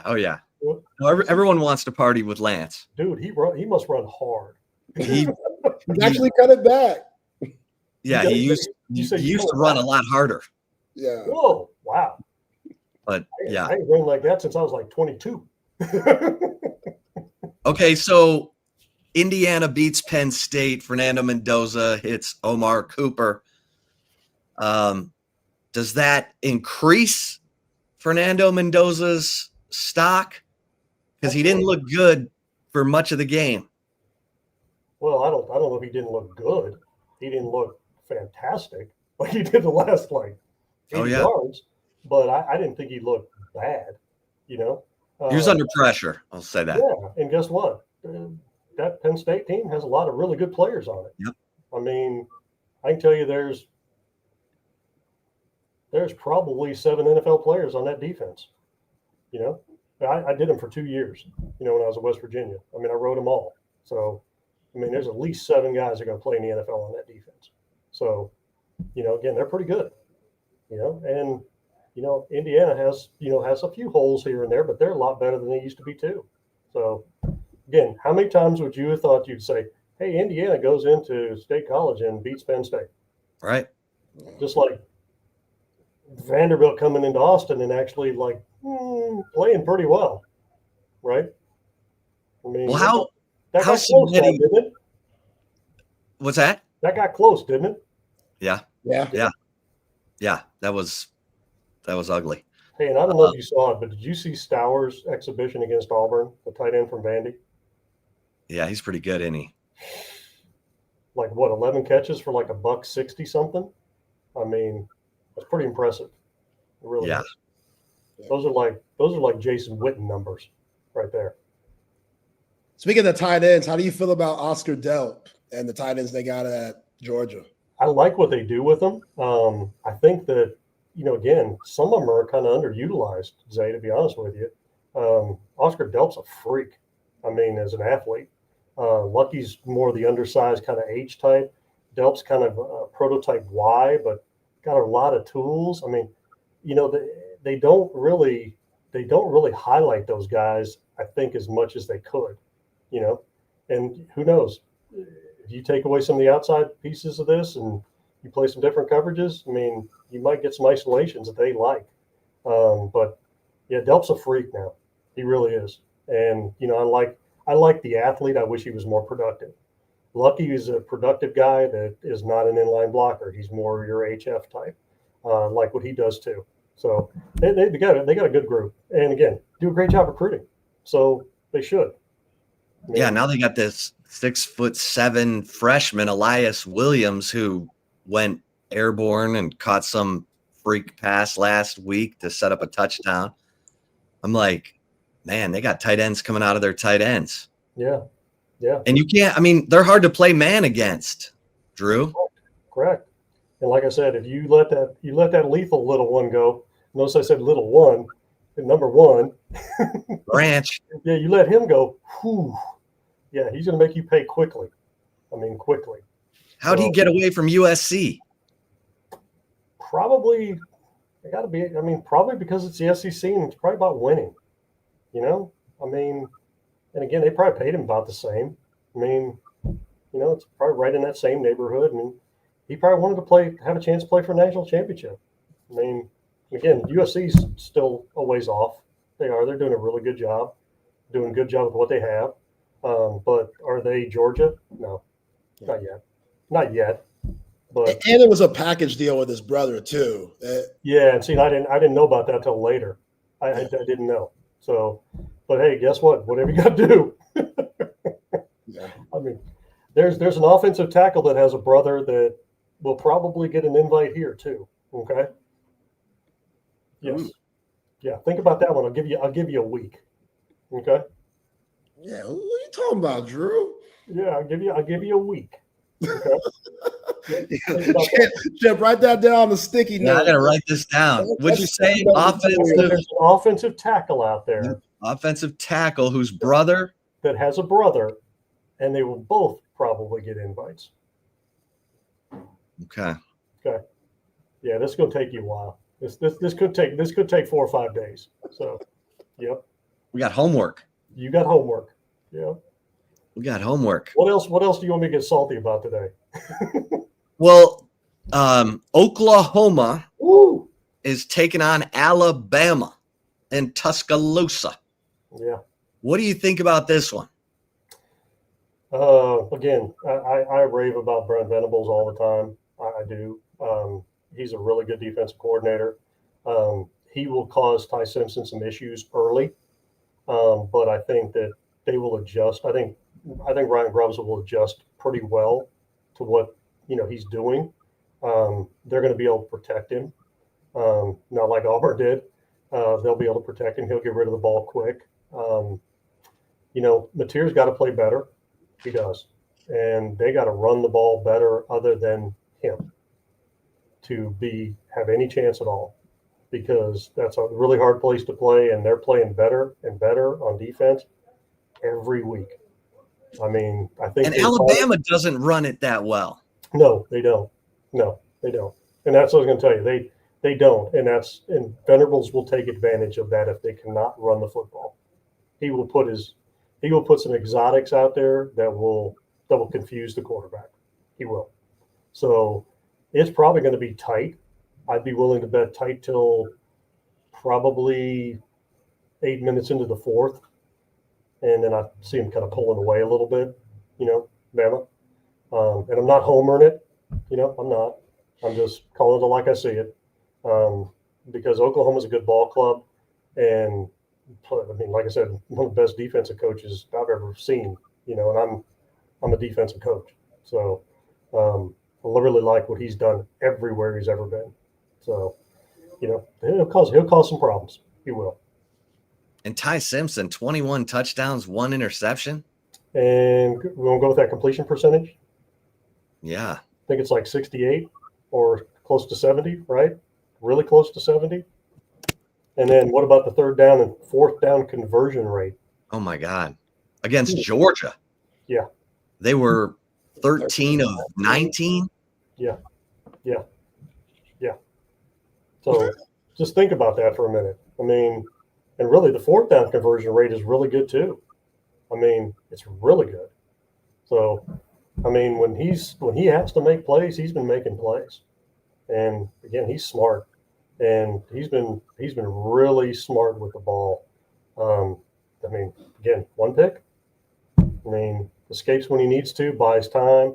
I mean, it's a good threat. I mean, gets rid of the ball on time most of the time. So I mean, he's playing at elite level right now. He really is.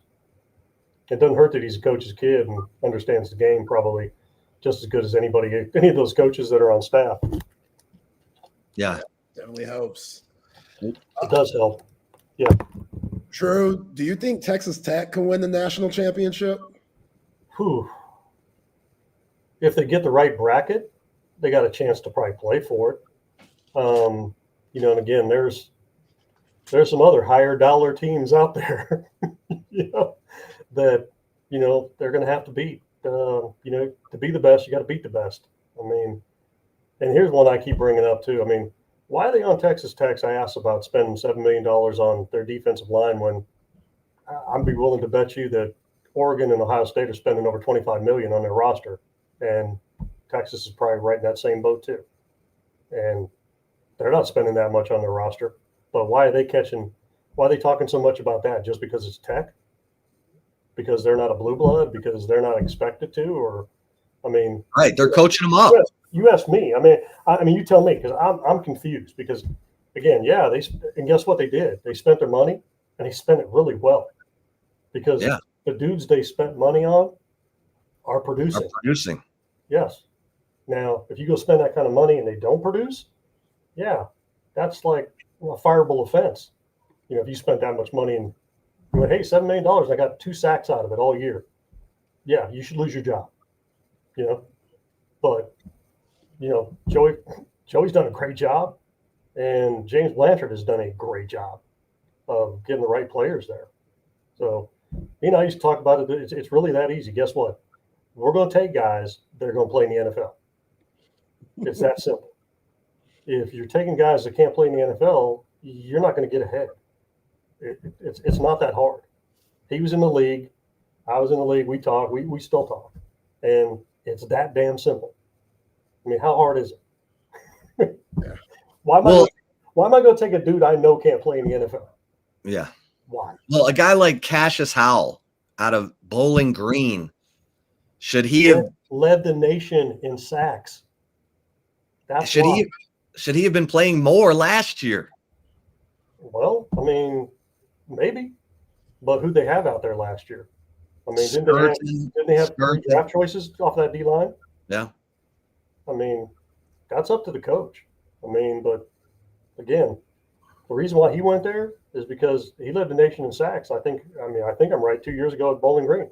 Yeah. I mean, I tried to get him, couldn't get a sniff. Again, didn't have the money either. But again, I don't know. You just have to spend it the right way, and you have to allocate it the right way. You got to keep your roster together the right way, and there are not a lot of guys that understand it. And some guys are figuring out that if you just have experience in the NFL and you don't understand high school recruiting and portal recruiting, then you're behind. So guys that have pro and college experience are few and far between, and it makes them so much more valuable than either you're a high school recruiting guy, that's a GM, or you're a GM that has pro experience, and that's it. That it's hard to find a piece of both because you need to know both. And if you don't understand both, this high school recruiting deal now, it's 365, 24/7. It's insane. It's awful. But that's what it is. I mean, well, Howell is 6'2", 248. Yeah. What stands out about him? Why is he so effective? Great first step. I mean, great get off. Great first step. I mean, he's got a different twitch about him. And if you can beat a guy off the line of scrimmage, I mean, and put it this way, you're looking for a point 7 yards up the field. If you can beat a guy to 7 yards up the field, he can't get to you, then you already made it home to the quarterback. I mean, just on a speed rush alone. And then it's how are you going to play off that offensive tackle. But he can bend at the top of the rush. He uses his hand well. He's got good instincts of where to fit off a guy, off of his set. He's great at attacking hands. I mean, I do. I really like him. I do. And I think at least at the worst he will ever be is a situational pass rusher on third down. That is the worst he will ever be. And I'll bet you he's a minimum 8 sacks a year guy right in there, which you can make a pretty damn good living off of 8 sacks a year and being a situational pass rusher. You can. Yeah. So is he the first edge rusher taken off the board? I don't know. It depends on the flavor you're looking for. Depends on the size you're looking for. And I'm biased. I love Reuben Bain to death. I do. Always have, always will. He's got some Aaron Donald in him now. I mean, he's got some special shit. Excuse my language, but he does. The Parker kid, at Clemson, he hasn't played great, this year, but he has got all the length, all the traits to be really, really successful and be a 3-down guy. Some of these guys aren't going to be 3-down guys. So do you take them high if they're not going to be a 3-down guy? That's the other thing you got to look at, and how much you're going to spend on them. So, I don't know if he'll be the first one off the board. I mean, hell, Arvell Reese may be the first one off the board. I mean, seriously, he might be. And he's a drive stopper. And, Patricia's using him like Dan used to use Micah Parsons. I mean, using him inside, coming mud blitzes, then bringing him off the edge, using him as a 3 technique, running games with him. I mean, they have no clue where he's coming from. No clue. And Patricia's done a great job, just masking everything he's doing. And the college game hasn't caught up yet. Now, 2 years from now, another season from now of watching the tape and putting it all together, maybe people start punishing him a little bit for vacating zones, and doing that kind of thing, because he'll vacate zones. I mean, totally vacate. And, just give so much quarterback, give him so much in his face that he doesn't have the time to even find the vacated zone.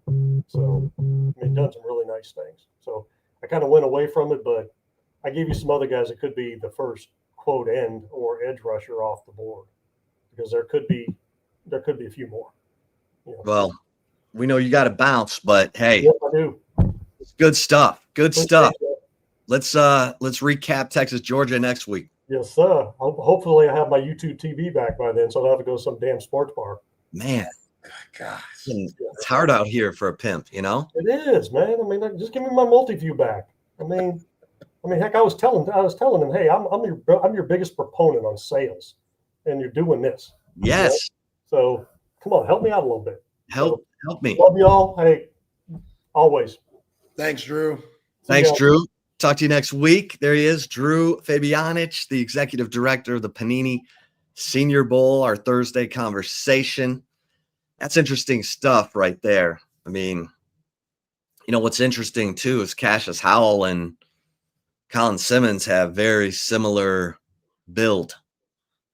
Both right there, 6'2", 6'3", 245-ish. And Colin Simmons, he's in year 2. Cassius Howell's in year 5. Damn, he in year 5? 3 years at Bowling Green. Oh, man.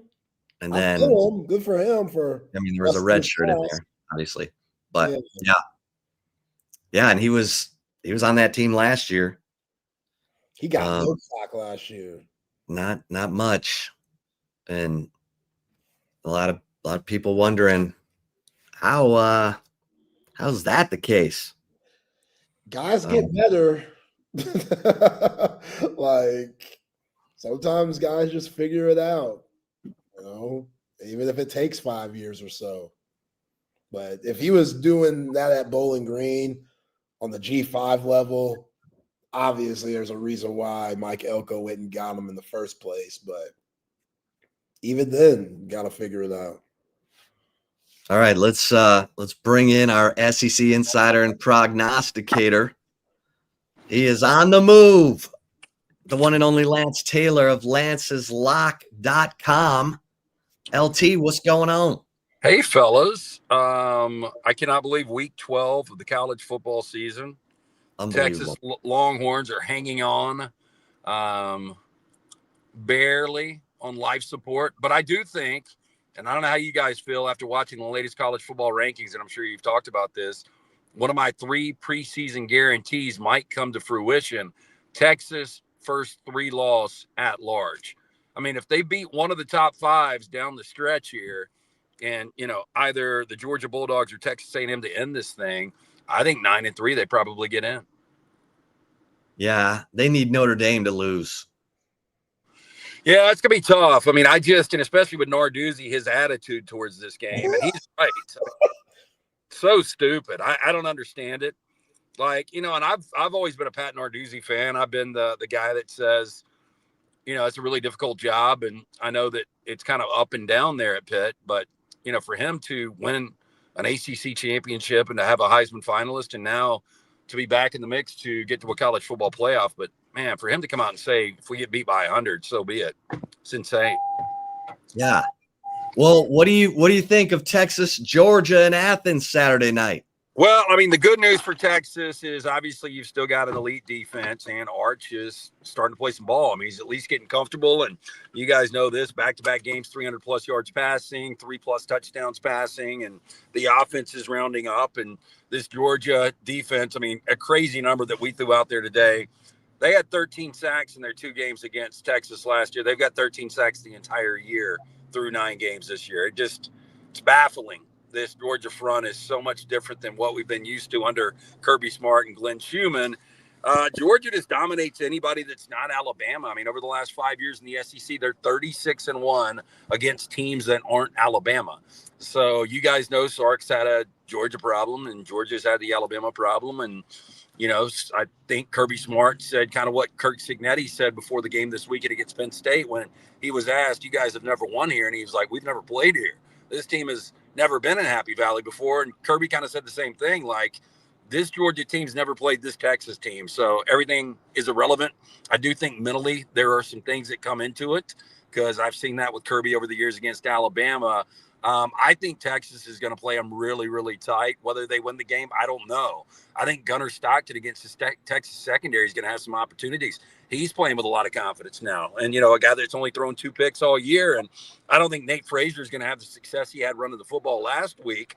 But if Frazier and Bowens get it going on the ground, that opens a lot of things up. I think it's going to be a fun game. And I could see this game actually play into the high 20s, low 30s. And, if we would have played this game in September, it's probably a 13-7 rock fight. But I could see a 35-31 type win for either team. Wow. Yeah. Yeah. Stockton's playing really well, and he's completing 80% of his passes in the 4th quarter. And they've needed him to do that against Tennessee and Ole Miss and Florida. They've been in some 4th quarter games, Lance. Well, I mean, look, you look at this Texas team, and they're 40-7 when leading at half under Sark. And, that was an amazing number last week, where Georgia had only led in 4 of their previous 15 SEC games at half. Now, Mississippi State gets up 7-0, and then they completely dominated the rest of that game. But Georgia's had a problem. I mean, they've got 4 come from behind second half wins this year. And I think if, they get down to Texas, that could be a problem. Yeah. What do you remember about that Alabama victory when they beat Georgia earlier in the season and went 13 for 19 on 3rd down, and Ty Simpson was in control, but obviously in that second half didn't put up any points? Yeah, I mean, that's kind of what you remember, the quick start from Alabama. And then, I mean, much like the 24 version where Alabama was completely dominating the game and Carson Beck almost led them back, final possession. There was a pick in the end zone. Where Georgia had an opportunity to come all the way back and win that game, and kind of the similar situation earlier this year. Ty played an incredible game. Alabama's big problem, they can't run the football. Right. And I don't think it's going to change, guys. Like, it's just a team that right now is 120th in rushing, only 111 yards per game. They're going against an Oklahoma defense that's 4th nationally in rushing defense, giving up just a little over 82 yards per game. That's going to be the rock fight, I think. I think Alabama's going to beat Oklahoma. I think it's going to be a tight game. I think 1 possession on both of these games that we're talking about. And I think Alabama's going to win it with defense. But, that's the thing. I mean, it's just not going to pop. Now, the interesting thing is when Washington and Kalen DeBoer and Ryan Grubb and Michael Penix played for a national championship 2 years ago, That team only averaged 118 rushing yards per game. So, they did have a 1,000-yard rusher in Dylan Johnson, but consistently, they weren't putting up big numbers. Now, I'm not prepared to say, I was going to say I'm not prepared to say Ty Simpson's a Michael Penix, but he's pretty close, at least the way he's playing right now. Yeah. Is this upset Saturday? Could be. I mean, let's get into it. I mean, South Carolina's not beating A&M. I don't think Pitt's beating Notre Dame. You don't? I don't. You don't give Pitt any chance? I mean, I give them a little chance. Those 11 o'clock games, to me, they suck for the home team that when you're trying to spring this upset. I think there is something, obviously magical about college football, but when you've got fan bases that sit there and get saturated and drink all day, and then they roll out under the lights, and it's just a different atmosphere altogether. So if Pitt was playing this game at night, I think it would be a little bit different. I just think Notre Dame's playing at a high level right now. And I think Notre Dame I think they're actually better than they were last year. I really do. I know it didn't show the first couple of weeks, and I think the teams they played at that point, especially Notre Dame, Miami were a little bit different at that point. But when you look back, those are two quality losses. But I think Notre Dame's playing at a high level. I would love to see Ole Miss lose to Florida. Based on what we have seen from the interim coach, Billy Gonzalez there, I don't think that's going to happen. But I guess that's in play. I mean, where else are you looking for? Texas, OU. Oh, yeah. I could see those. Iowa. Yeah, look, I mean, USC. Trojans. Yeah, USC. And I'll be at that game, by the way. And how about this? We're flying out tonight. We're on our way right now to the airport. And the high is 62 in Los Angeles this week, and it's 100% chance of rain all weekend. So, yeah, I mean, what are the in LA? Yeah, I lived there for 8 months, and it rained one day in 8 months. And now I got a full week into this, and it sucks because you got to figure out what to pack and what to wear to the game. And anyway, with all that said, I just wonder Iowa emotionally where they are after that really tough loss to Oregon, where they had them on the ropes, and Dante Moore made some great throws on that final drive. And in those conditions, they make the kick to walk it off. So Iowa may be a little physically and mentally down coming into this game, but they'll be able to run the football on this Trojan defense. But on the other side, USC's gotten much more physical on defense. Jaden Maeva is not playing at the level he was a couple of games ago. So I do think Iowa, getting 6 points has got an excellent opportunity, and they should have a pretty good travel party for this game. So I'm fascinated by that one. I don't know if it really matters, though, because, with the way the committee kind of backloaded the Big Ten, where you've got, and unfortunately for them, Washington loses, but you've got USC in there, and you've got Iowa, and you've got Michigan now, and they're just hoping that, Oregon can only lose to what they would love, I think, is Michigan to win out, USC to win out, and Oregon loses that one game to SC where they've all got 2 losses. And then there's a great chance that the Big Ten, depending on attrition in front of them, at least get 4, maybe even 5. I don't see it. I think your Michigan Wolverines, I think my USC Trojans will end up each losing a game down the stretch. I think Michigan loses to Ohio State. I think USC either loses this week, more than likely they lose in Altstadt to Oregon. And then I think the Big Ten's got a dilemma. I think they probably get 3 teams in, which is that's about the minimum the SEC or the Big Ten could ever get in. What about Baylor over Utah and Florida over Ole Miss? Utah is clicking right now. They're laying 7.5 on the road. As good as Sawyer Robertson's been, he is now going to be going against one of the best pass defenses in college football. And it's just come together for Utah. And unfortunately for them, their 2 losses against BYU and Texas Tech. So it's going to be really difficult. There are 3 games left in the Big Ten for them. So they could get back in this. And but I don't see it. But I do like Utah. I even like them minus the 7.5 on the road in Waco. Speaking of Baylor, what are your thoughts on their athletic director, Mac Rhodes, and the allegations with him? And he's a part of the committee, college football playoffs, but had to step down. Well, we did have this conversation. So was it just last year where Michigan's AD was head of the committee and Michigan was going through all the Connor Stallions, or 2 years ago, whenever it was, and he never stepped down? So, I think it's a situation where maybe you don't want to be head of the committee. and maybe it's wearing on him a little bit. And when the controversy pops up, it's just an easy escape. I don't know. Weird situation. I don't know about you guys. Like, I think unfortunately, if we don't get some of these upsets, I think we're almost going to have like 8 or 9 teams in stone after this weekend. I know it's late in the season, but like, I don't know what it's going to come down to for the committee. I think what could be interesting is, 10-2 Notre Dame, 10-2 Vanderbilt. If Ole Miss was to drop one of these games to Florida or Mississippi State, a 10-2 Ole Miss, like everybody believes because it's made for TV, which I get that Notre Dame at 10-2 gets in over all those teams based on brand. But I think what would be really interesting is Vanderbilt wins out, beats Tennessee to end the season, and Ole Miss does drop one of these, a 10-2 Ole Miss and a 10-2 in Vanderbilt. Who does the committee take there? Vanderbilt's got the better resume, but they don't have the brand. You think Texas covers against Georgia? I do. Yeah. Getting a full touchdown, basically 6.5 points. I think I would grab me some Texas there. Texas bad against the number, though. Of course, Georgia's equally bad. Texas 2-9, their last 11 out against the number. So Texas hasn't been covering. Yeah. What you got? Lance'sLock.com. We have been killing it. So 22-3, our last 25 free plays. 6 consecutive winning nights. Right now, we're at a 56% clip for the college football season. We were 6-2 last Saturday. We were 7-2 the Saturday before. We're 66% on the year in the NFL. We're 66%, 8-4 so far in college basketball. We're almost back to 500 in the NBA. The NBA has been, again, the monster. I've told you guys that. So we've been treading lightly a little bit on the NBA, but we're dialing that in. We've won 4 consecutive in the NBA, but we are killing it. And you guys know I'm transparent about this. All the plays are available. There's free play every day. You can monitor it there. But we post the games from the night before, so you know exactly where we stand. But you can get a daily pass, monthly pass, only $100. We'll have a big bowl/playoff package coming up, but jump on board, win with us at Lance'sLock.com. What about Minnesota?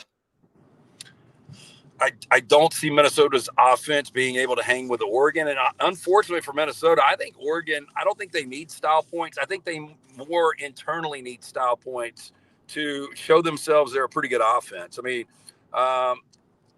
They're 10th in scoring offense with almost 39 points per game, but the offense just against good opponents. That was their first quality win when you look back at Penn State. Now, when they played Penn State, obviously Penn State was top 5. They were undefeated, so different circumstances, but Oregon just hasn't looked great. I think Oregon's been winning with defense. They've got the 8th scoring defense, giving up less than 14 points per game. Now you're going against a Minnesota offense that is not good. 97th in scoring offense. They're 1-6. Their last 7 out against the number. This is a massive Friday night number. So I think Oregon wins this one easily going away. Going away. All right. Who wins the ACC? Probably Miami. I don't know how it's going to work out like that, Zay. They've got the most talent. We do our Whacked Out Wednesday, a game where the team is not favored by enough, and Miami right now laying 14.5 against an awful NC State defense. And look, CJ Bailey's one of these quarterbacks that can heat up, and Hollywood Smothers is a really good running back, although he's questionable for this game. But I just think Miami, now that they're 14th in this poll, they're viewed as the most talented team. They've definitely got the most talented, well, along with Clemson in the ACC. Both have underachieved, but Miami has those 2 losses to Louisville and to SMU, both by 1 possession, both really 1 plays. They could easily be undefeated right now. So Mario Cristobal, not good in the months of November and December, but this is a situation where everything's in front of you again. Win out. I think Miami will ultimately be there. And I do think they're probably the most talented team in the ACC. You think my Mustangs can sneak in that ACC championship game? Maybe. Nobody wants it, right? Nobody wants what we saw. The ACC is absolute garbage. Last week for Virginia to lose to Wake and Louisville to lose to Cal is just mind-blowing. And both of those games at home, and there's that weird scenario, and I'm sure you guys have seen it, where you maybe could get 2 Group 5s if everything completely falls apart in the ACC. It would be hilarious. At the same time, might be painful for us to have to watch, maybe James Madison in South Florida in this 12-team field, but the ACC, I just can't believe how far it's fallen, because I don't know if you guys, we went through this exercise on Monday or Tuesday. I think there's 8 or 9 teams in the SEC legitimately that could win the ACC. I think there are 4, 5, 6 teams in the Big Ten that could. And I think there's 3 teams back to the Big 12 and Texas Tech, BYU, and Utah that could win the ACC. The ACC is just not in a good spot right now. Can you imagine if they get left out of the playoff? Be comical. It would be comical. Now, a lot of things would have to happen, but I mean, we've seen crazier things already happen this year. Like Miami to lose to NC State, although I think it's going to go the other way, wouldn't be shocking. Pittsburgh, I know it's not a conference loss, but Pittsburgh could still have multiple losses in them. I don't feel good about Virginia trying to rebound against Duke. I mean, it's just a complete mess right now. And, Louisville, again, if they wouldn't have dropped that one, they had everything in front of them. They've got a tough one on Friday night against Clemson. Yeah. LT, great stuff. Everybody get over to lanceslock.com for the picks. You got a game this week you love? A game that I love this weekend. I do love Miami. I love Miami minus the 14.5. I think it is an outstanding play. I also like Utah minus the 7.5 against Baylor, 2 games that we touched on. I would play both of those. I feel really, really good about those, locking in on them right now. Well, you got basketball tonight, Alabama, Purdue. I like Purdue plus points. Alabama, what they did Saturday in Madison Square, first game they played there since 13-14. LeBaron Philon is, one of the best players in college basketball, but so is Braden Smith for Purdue. And, this is it's going to be fun. They've played this 3rd consecutive year. The last 2 years, Purdue has had their number. But now they come to Coleman Coliseum, and it's, obviously a sellout, and Alabama fans are kind of somewhat dialed into basketball, and it's still football season, which is something I never thought I would say. But it's going to be a good week of not only football but basketball in this state, because not only does Alabama host Purdue tonight, but Houston, the new number 1 team, comes to Birmingham on Sunday. But anyway, back to your question. I think it's going to be a great game tonight, but I like Purdue plus the points. All right, there he is. All right, you got a poncho or something for all that rain you're about to get in LA? Yeah. I've got some rain jackets. It sucks, and I've never been to SoFi. Have you guys been to SoFi? No, I'm eager to go. Well, it's like a limited retractable roof, so there aren't open parts at all time. Because I, talked to Georgia fans, 3 years ago when they destroyed TCU, and it was raining that night, and a lot of people were getting drenched at that game. So, I've already reached out to my ticket guys, and I'm like, we've got to find where there's not rain. So I'm trying to get prepared for that, but still excited about going to SoFi, because from what I've heard, that it's like the best venue in all of sports. Yeah, that's awesome. I'll be interested to hear your report next week. I will give you, I will take the first thing we're doing when we land, because, I date a Cali girl, is we're going straight to In-N-Out. I don't think she's eating in 3 days, where she could save up for that, but we'll see how this goes. Let's go. All right. Y'all have fun. Let's do it again. Driver. Hey. Let's go. All right. Y'all be safe. Okay, boys. I'll talk next week. Enjoy the games. All right. There he is. Lance Taylor, nextroundlive.com and lanceslock.com. All right. You know what else is a lock? You know me, Mr. Supplements. I got a cupboard full of them, but I'm throwing all those out because I got the Super Beats from Humann, baby. And not just the Super Beats, which are amazing. 2 times, the blood pressure, support, heart health, than just diet and exercise alone. And, the Super Beats, the science behind it was developed at the University of Texas Health Science Center. It's the number 1 recommended beet-based heart health supplement by cardiologists. And look, we need to do right by our bodies, especially as we age, guys and gals. And the Super Beats from Humann with 2 N's, are amazing.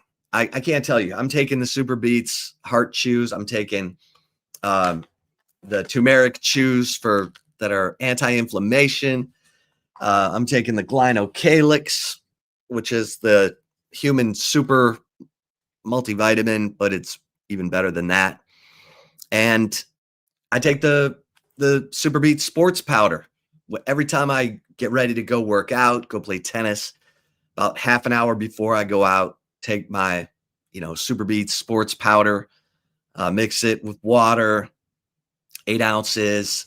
I am good to go. Here's the great thing. I cannot tell you enough how much better I feel physically, mentally. The brain fog is gone. So go to Humann with 2 N's.com/TSU and use the promo code TSU, and you're going to get an extra 20% off your first order. So load up, get the Super Beats, get a bunch of packets of the Super Beats. Again, for your heart health, blood pressure, the turmeric chews, Glynocalyx. I mean, all the products. I can't say enough about them.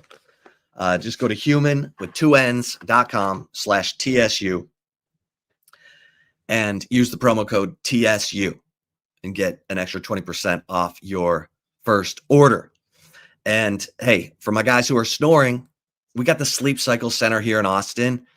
And it's, Dr. Chad Denman, who has dedicated his life to treating sleep apnea, which is a lack of oxygen while you're sleeping. We have that resource right here in Austin, Texas, and we have a partnership with the Sleep Cycle Center. And Dr. Chad is amazing. He's got the best technology to detect sleep apnea and the best treatment options. So, guys, if you're snoring, it's more than just annoying to the person sleeping next to you. It could be the sign of a serious health issue. So do yourself a favor. Go to sleepcyclecenters.com. Tell them Texas Sports Unfiltered sent you. They're going to take $100 off your sleep study. Practically give it away so that you get all the answers. You know exactly what's going on.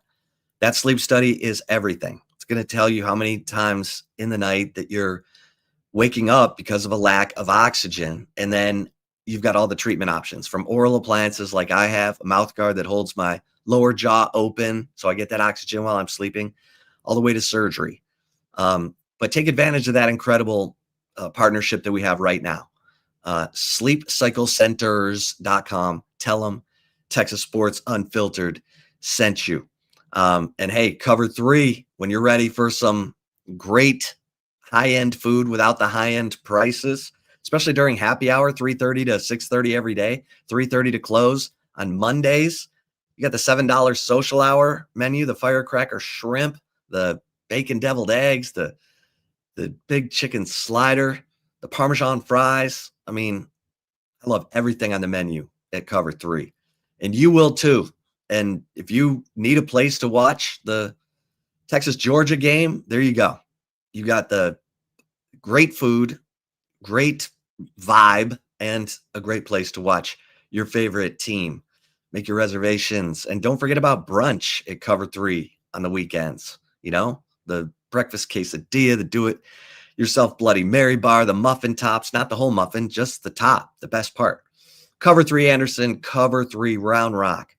And while you're in there, you'll probably be looking at a big screen TV from Audiovisual Consultations, our man Tom McKay, great supporter of Texas Sports Unfiltered, and a guy who's put big screen TVs and surround sound in 3 different houses for me in my 33 years in Austin.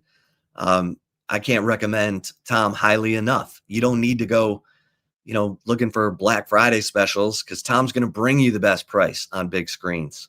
All you got to do is call 255-8678. 255-8678 and let Tom and his crew bring everything to you. You're busy. You got stuff going on. But hey, the holiday season's right around the corner. So treat yourself.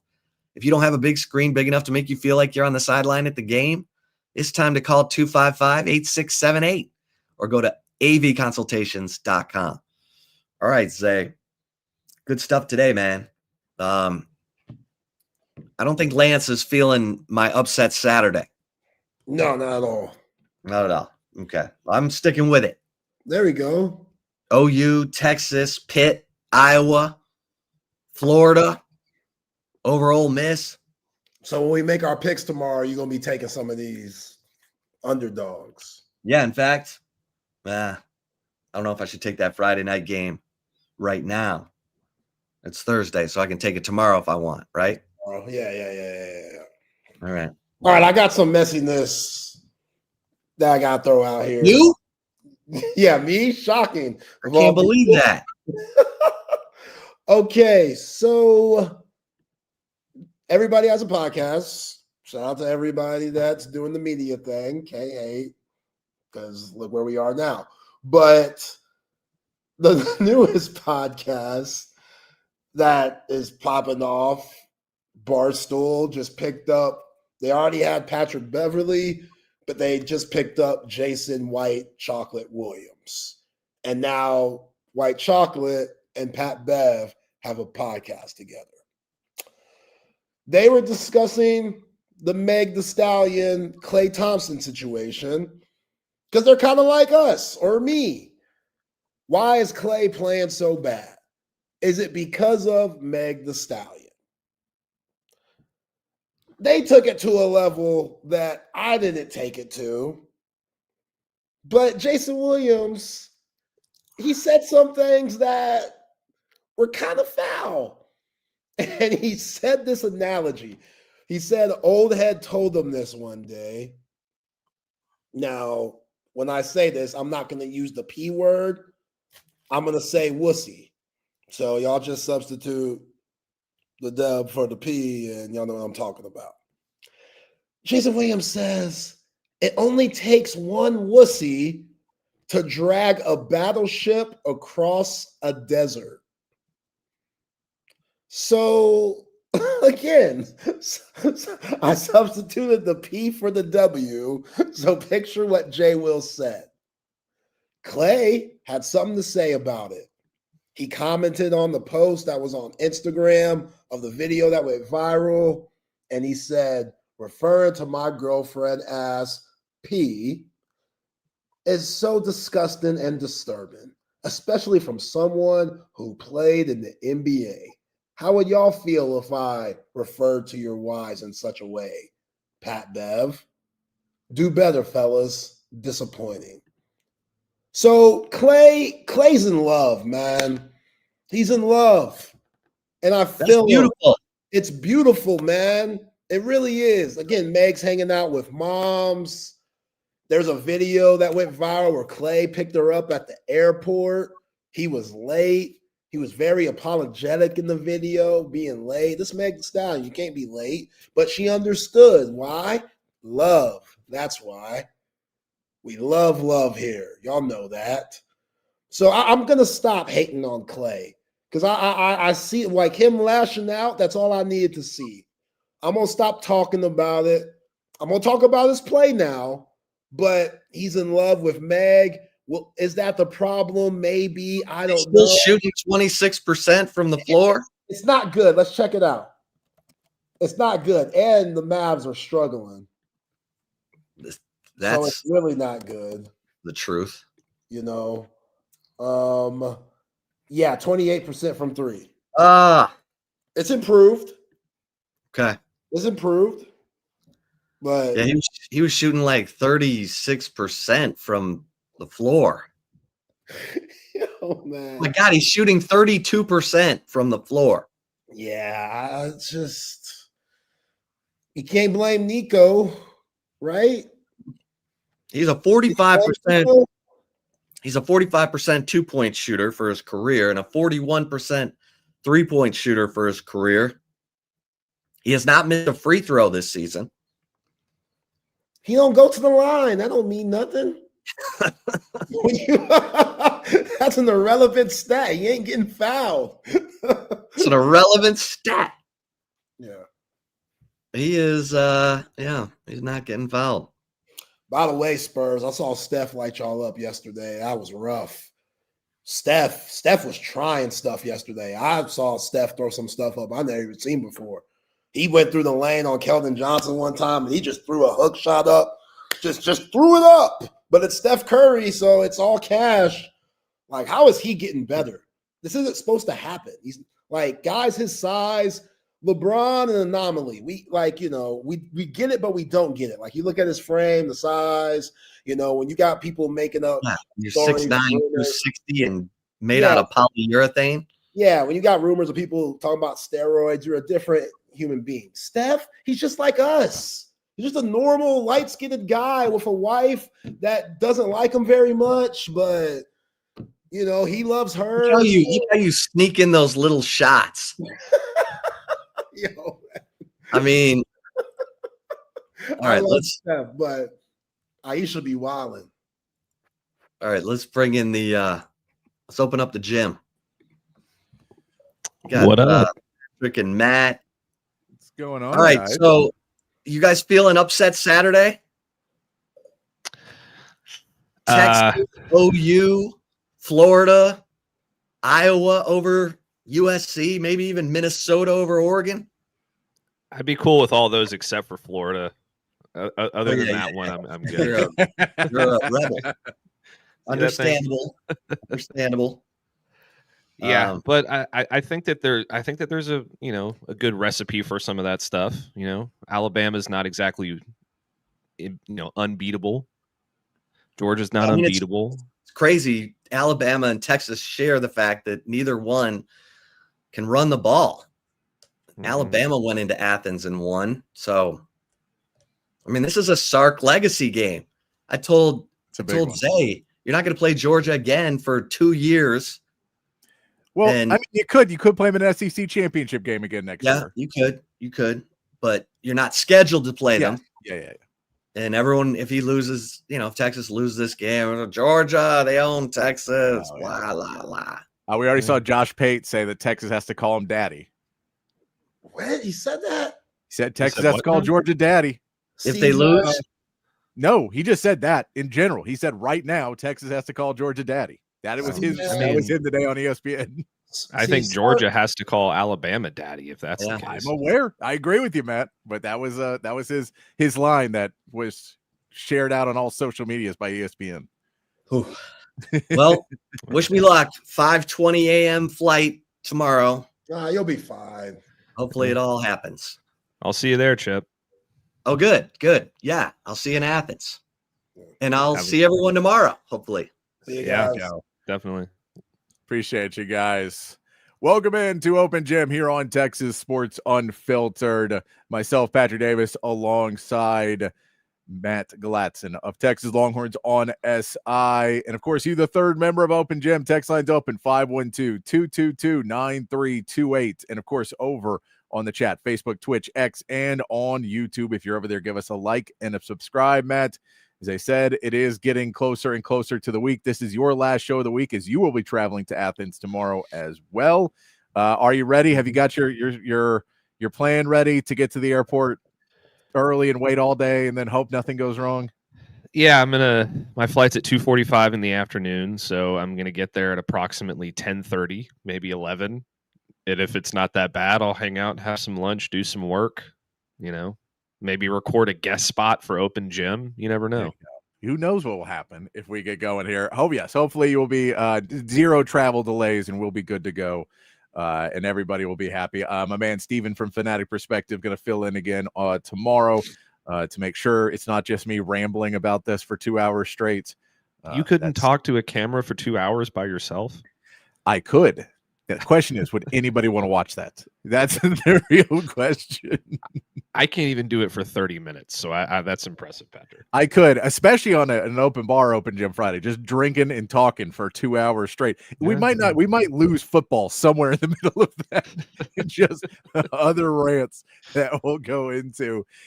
Speaking of which, Matt, there's a lot to get into today, so we'll get into it quickly. A couple stories before we get to Texas basketball. We get to Texas football. We get to make our picks today because you will be out tomorrow. We have the SRC power rankings coming up a little bit later. We have Bama Bruce coming on the show a little bit later. Soul Scream says I need to bring back the big fat poll of the day. The big fat poll of the day was fun. I enjoyed doing those, but it was, we got differing results on how many people would interact with it day to day. What's the big fat poll of the day? I missed that. I did them when I was with the Horn. I used to do the big fat poll of the day every day, where I would ask people a question and we would vote on it throughout the day, and we put it up on Twitter and everywhere else to get voted on. But we would put one of those up every day to, it broach a subject. So we used to do those every single day when I was doing Ball Don't Lie, and when I was doing I don't remember what my afternoon show was called now. Genuinely drawing a blank of a show I did less than 2 years ago. I couldn't remember that.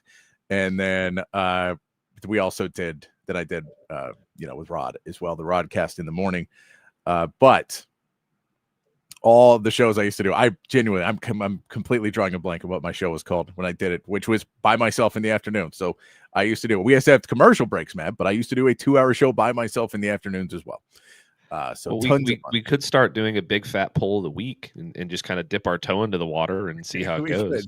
We could bring it back if we need to. We can bring it back if we need to. We may do it once we get to near the end of the season. Give us some more things. Right now, we're locked and loaded with a lot to get into. A couple of pieces that I saw come out today that I think deserve talking about before we get to Texas basketball. I mentioned the win they had last night. I saw a couple of news stories come out that are both somewhat concerning for the state of college football, one more directly and one further down. The first off, Mack Rhoades, the AD for Baylor, has stepped down. He was also the chairperson for the College Football Playoff Committee. The guy who was doing the interviews and everything else has stepped down now after having some altercations on the sideline with a player. It feels like that wasn't the whole sum of things. I don't know, maybe if he dropped something in there, a word he should not have used, that was there. Instant Serious was my night show. I don't think Instant Serious was what I did in the afternoon. There's another name for the afternoon show. Instant Serious is what I did at nights. And I still like Instant Serious. It's a great name. But that one, awesome. I think we did at night because it was more silly. I appreciate you, CB. I appreciate you being on top of it. But there was another name for a show I did for like 9 months in the afternoons, 9 months to a year in the afternoons. And I can't think of what it is now. I'll have to look. Genuinely, it's bothering me. It is bothering me that I cannot remember something that I did every single day for several months. But Mack Rhoades has stepped away. It seems like it is something more serious than that. It seems like, maybe the stress of being an AD and the pressure there, then also throwing in, the pressure of doing the football committee and everybody telling you you're wrong, and then dealing with people trying to pull you on all sides. Who knows? I'm sure we'll get more information as that continues to go. So if we continue to push that, I'm curious, what do you think that will have the impact? Not necessarily on Baylor, who has to have a scandal every 5 years. Baylor has to have some sort of scandal, but on the College Football Playoff Committee, do you think we get a much changed, a much different approach to it now? Or is that maybe he was just the mouthpiece and the committee will be somewhat similar? I think he's probably just the mouthpiece. He doesn't. I mean, he's a Baylor guy, so that gives me a little concern to begin with, because the Big 12 is full of dumb schools with dumb leaders and dumb coaches and dumb fans. So having them at the forefront of the college football playoff when the border teams or the bubble teams are Texas and Oklahoma, who they hate, gives me a little bit of concern. But at the end of the day, I think it's just, it's just, he's just a mouthpiece, and it's not going to be a big deal. I'm interested to find out what he actually did that caused him to step down. I wonder if it is something of he did that, he knew it was inappropriate, and then just realized, like, I'm out of my mind stressed. This is not okay anymore. Like, I'm breaking, because it could have been several incidences of him just screaming and yelling and just being like, I am always at the edge, and I have to step away from this right now because, like, it's going to destroy my marriage, my family, and all these other things, because I am so on edge because all I'm getting all day is being called an idiot. Well, he is an idiot, so he does. I'm not saying he deserves to be like get called an idiot online, but he is an idiot. We agree that they're picking the wrong things. I agree with that. And his logic or example for the Texas A&M Indiana thing is full of holes and fallacies. It's stupid. No, I'm with you. I'm with you. I think that's kind of where it may have been. It may have been something more to him just being like, I have to step away from everything. I don't know why he did the Baylor AD with that one too. It seems like there's something else that may come out. I'm hoping Hair the Dog that is not that, and there's not a cover up or something more awful that's going to be found out about him shortly. Hopefully none of that will be, and it'll be something of just, no, his mental health took a sharp decline being too involved with college athletics in 2025. Could happen.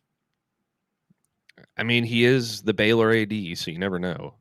That's what I'm saying. It's Baylor. They have scandals all the time. The best is like their release where they were like, it didn't line up with our Christian values. You're like, oh, really? You guys need to drop that stuff right now. You have scandals every 3 or 4 years where you guys are just like, oh, well, yeah, we knew we had a drug dealer who was threatening to kill other players on our team, but we didn't think he was actually going to do it. You're like, wait, what? We knew that there was, cover-ups happening about players doing extremely horrible things to women, but we just kicked him out of school. Come on, guys. And our coach knew all about it and didn't do anything. Yeah, no. So I'm not a fan of that program, really. It is, CB says, it is always something with Baylor. So there's that one. By the way, Sports Complex. The Sports Complex. That was the name of my show that I did. I appreciate you, CB, coming through. That was the name of it. There's that best producer in the history of Austin sports radio. Yeah, there we go. Neither one of us is taking an Amtrak to El Paso. We're not. I don't know what an Amtrak is. It's a train. It's a train. I would do that, actually. So because when you get to El Paso, you get to have the best Mexican food in Texas. So these are the normal ones, and I think there was like rules of it they would do where you didn't get to have like headphones or something. You couldn't listen to music, or like they would have. BK used to have. I would break all of those rules. BK used to have a lot of these challenges and things. They would do a lot of these. I thought it was a bus too. I think it was a bus too, right? I thought it was, but yeah, they've done some of these that are just horrendous, and quite frankly, I don't want to make myself that uncomfortable. The same reason why in fantasy football, when they're like, we're going to add a punishment, and I'm like, let's not do that. And they're like, what? I'm like, I don't have a problem. I'll quit the league. They're like, no, we don't have to do it. I'm like, well, if we don't have to do it, it's stupid to add it because no one's going to do it. Like, no one will do the punishment. But it is so ridiculous. I hate it because it is the thought of everyone deserves to be on Instagram now, and everybody, you see like 10 people do it for content, and then they're like, well, every league should do this. And you're like, they're doing it for content. There's no reason our league, who none of us are trying to make content out of this, it's just a league, needs to do content. Because if it's only funny to 4 people, it's not good. It's not worth me wasting my time. Let's not do that. You need to tell that to all of the wannabe TikTok influencers and Instagram influencers who I saw, like, for example, when I was in Miami. Yes. I expected to see a lot of female influencers in that place, but there was like dudes walking around with button-down shirts that were open, like mean mugging and taking selfies and like doing all this stuff to post on their Instagram. It's like, this is so weird. And then we went to dinner at the Gianni Versace mansion, which was awesome. And this woman, so like there's this pool in the restaurant, like it's like the kind of the center of the restaurant, and it's like where you want to sit is by this pool. This woman brings a ring light to the restaurant, and her friend is holding up a ring light and taking pictures of her. Like what are we doing? That's such a Miami thing. That really fits in, like, first of all, it fits in Florida where a bunch of people are like, well, I don't need simple things because I'm going to be rich from being an influencer. And you're like, no, that's not a game plan, man. It's not a game plan. Yeah, no, I don't. They did do a Waffle House. They did the one. I've seen this multiple times where you can do like a Waffle House or an IHOP or whoever will let you stay all day. Waffle House tends to have lesser rules for this. And the rule is you have to do 24 hours in a Waffle House, but you get an hour off for every pancake or every waffle that you eat. Oh, I would eat 24 waffles. See, that's what people think. That is not a food you can eat 24 of. It's just not, because it's just dough. It is one of the most filling things. So you could probably eat 10 and get out in 14 hours. But that's 14 hours in a Waffle House. So like normally you're like 12 and 12, where you spend like 10 to 12 hours and over that time eat 10 to 12 pancakes. But it is apparently miserable. And by the time you leave, you're like, I'm going to throw up. And I've been sitting here. It's awful. Do we have a punishment for the against the spread picks on Texas Sports Unfiltered? We don't. Because I really hope we don't. Because I'm in last right now. Yeah, I do not believe we have it. Nothing's been set. I don't know. BK may make you do something. We'll see what BK says. We do a 6-hour stream all on my own. Yeah, we don't have a punishment. We can set not anything big of ours between each other. I think we're getting pretty close. We'll look here in a little bit. I'll see if the math, that I think I caught up a little bit more on you this week. So, well, we already had the bet at the beginning of the season. It's whoever wins, the loser buys the beer. Okay, yeah, but that's an easy one. Because it's normal, and it's not it's not for content. Exactly, not for content. Not everything in your life has to be for content. A valuable lesson in society. We did see the other deal, though, Matt, that came out today is the Big Ten is leveraging everything for the now. And there's a lot of smaller schools who basically are saying, guys, screw it all. We'll just get kicked out. Like, who cares? Let's just screw it all so we can all make some money real quick. And then we can be competitive kind of for a year, even though we're not going to be more competitive because we're going to use the money differently. And most of us, we're just going to skim it off the top anyway, because we're terrible people who profit off the backs of this and then complain about it. But the Big Ten is basically looking at a private equity firm to get a cash influx for the entirety of the Big Ten. And so they would start a basic nonprofit called Big Ten Enterprises, where they are all part of it, and they would have to extend their media rights obligations till 2046. So 20 years from now, 20 plus years from now, they would still be under the same deal. You know, the one that the ACC signed the long one, and then everybody wanted out like 10 minutes into it. They want to make that mistake again. They want to do that. You know, the thing that Pac-12 broke up the Pac-12 because they couldn't get a good deal? That thing. They want to do that. But they then want to, basically, it would be an influx of about $2 billion that would get separated to the Big Ten schools. And then this private equity firm would own 10% of the Big Ten. And here's the problem with this. Is as soon as that happens, soon as private equity owns anything of your company or anything else, there is no human element to anything you do. Private equity in America today is the buzzsaw of America. It is, we don't care about anything but profit. And we're a nameless, faceless organization who can come in and go, fire every single one of those people, cut all those people out. Big Ten, you know what? We decided you owe us too much money. We owe 30% now. Those 7 schools are cutting football. We don't want them anymore. And they go, well, you can't tell us. And I go, yeah, we can. You sold your soul to us. We can tell you whatever we want to do. We can tell you to go in and fix games if we want to tell you that. We can do whatever we want. We can tell you to schedule. Ohio State doesn't play any tough schools in the Big Ten. They can do anything they want. And this is a very, very scary thing, because all the scary things we've seen in college football so far, this one is starting to lend the hand to, hey, smaller schools who just want to get a cash influx and then all your guys are going to take off.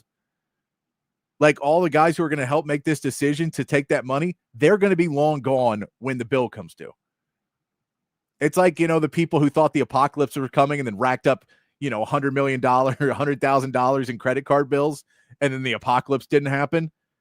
That's what a lot of these Big Ten commissioners or Big Ten people are trying to do. Dude, I ain't going to be here at Northwestern in 7 years. What do I care? Why don't I take a big influx, have one good season, get a better job out of the Big Ten, and it's not my problem anymore.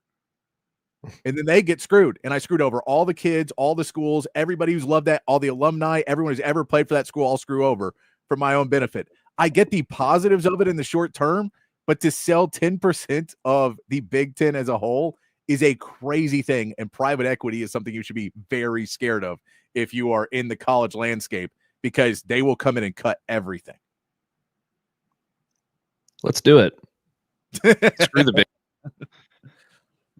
But that's the thing, is once the Big Ten does it, then they have an irrational power over the next couple of years, because they have a $2 billion influx to get every player and pay NIL and do all of that. So they will be really good for the next 3 or 4 years, meaning the SEC has to go in to find money. The Big 12 has to find money, and the Big 10 and the ACC has to find money. And now we're talking about more and more people, and them just buying more and more of everything you love is now owned by the same 12 people. And it is just frustrating. Well, I is this for sure happening?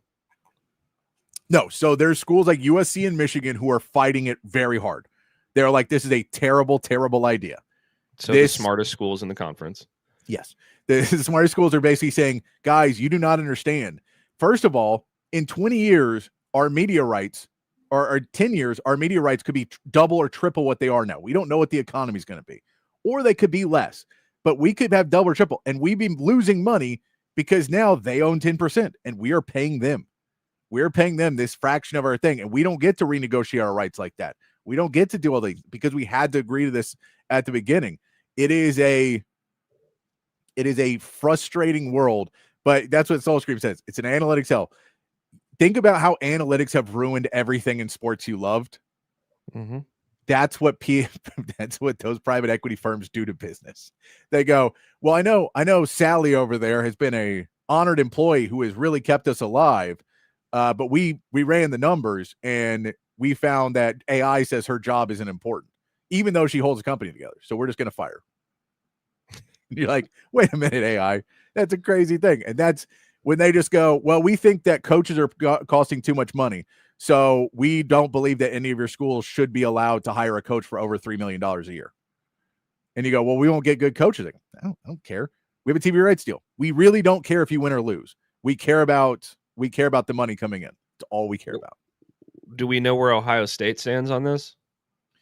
I've not seen. The only two schools I've seen come out is Michigan and USC, who are both like, guys, have you not seen the world? Like, this is such a bad idea. So apparently a lot of the smaller schools are really into it because they want the money and they realize it's just a giant cash grab for their smaller school that they would never be able to get. Yeah.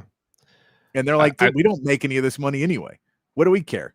Like for some of these schools, like we contribute less than 10% to the, so we don't care. It's not coming out of our pockets. I feel like if Ohio State comes out and fights this, then it's going to die.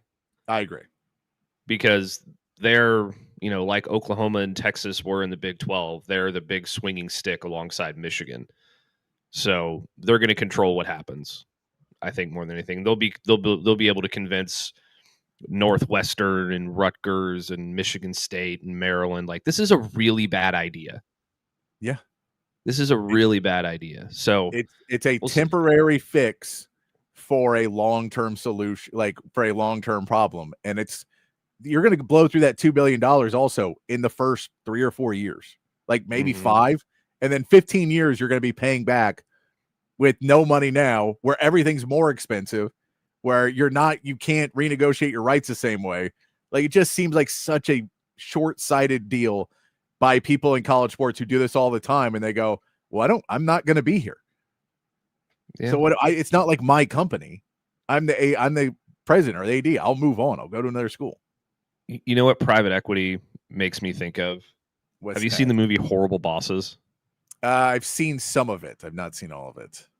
Do you remember Colin Farrell's character? He's like, his dad owned the company. Yeah, and his dad passes away, so he takes over, and the first thing he does is call one of the main characters into his office and goes, "I want you to fire the fat people. I just don't like looking at them." Like, that's what private equity makes me think. It is. I'm telling you, it is. That is what it is. So there's my rant for the day of getting mad at that. I'm not a fan of private equity at all, just in general. But the fact that they're now trying to horn in on a thing of, we've already seen YouTube TV and ESPN of what greed will do. By the way, I was reading about that this morning. They're like, it's not ESPN anymore. It's ABC. They're now, it's all about ABC.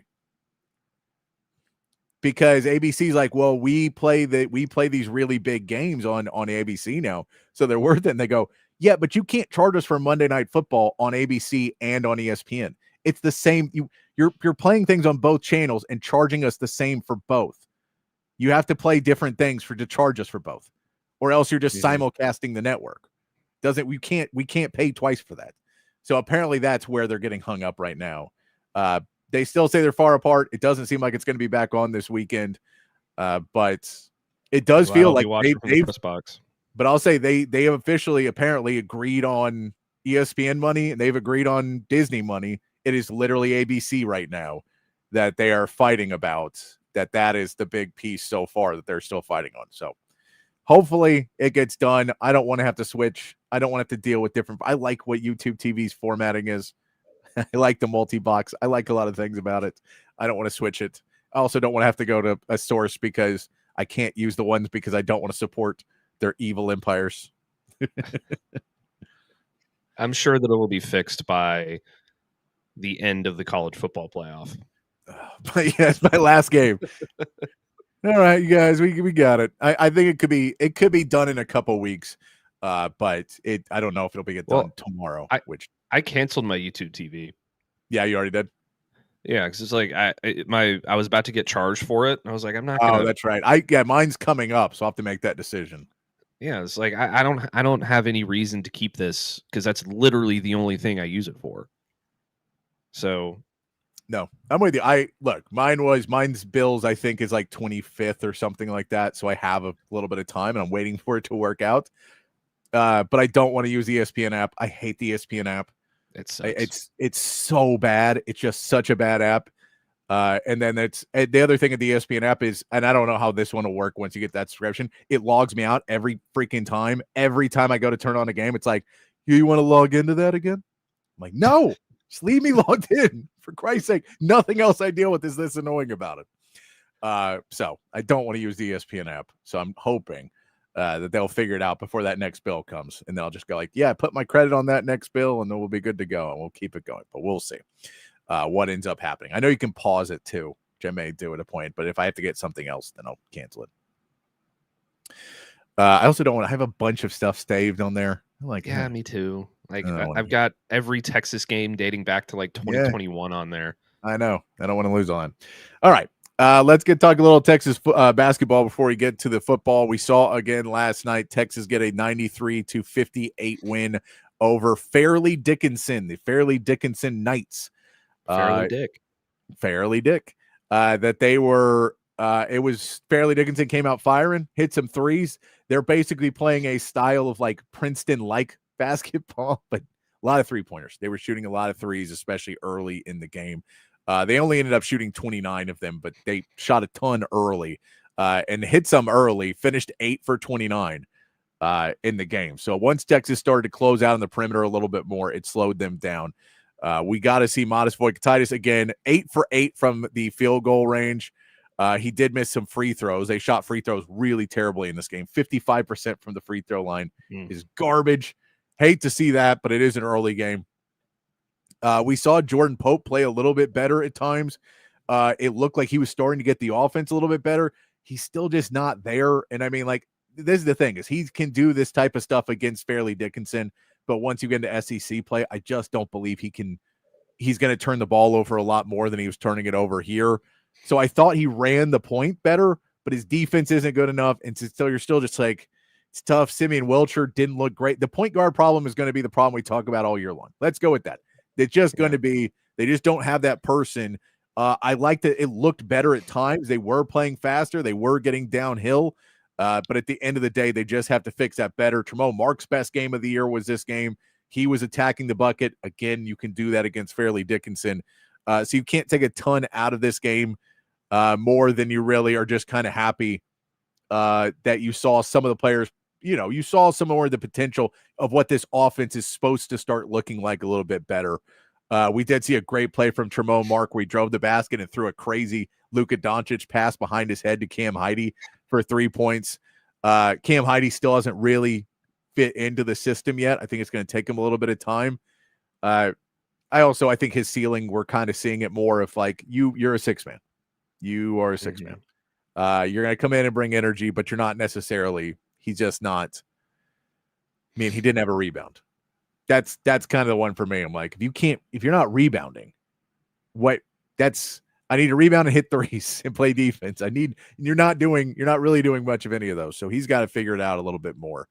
But yeah, overall, it was a fun game to just see Texas play, get that offense starting to see signs of it starting to work. It's still not really where it needs to be, but you're seeing signs of it start to pick up a little bit more.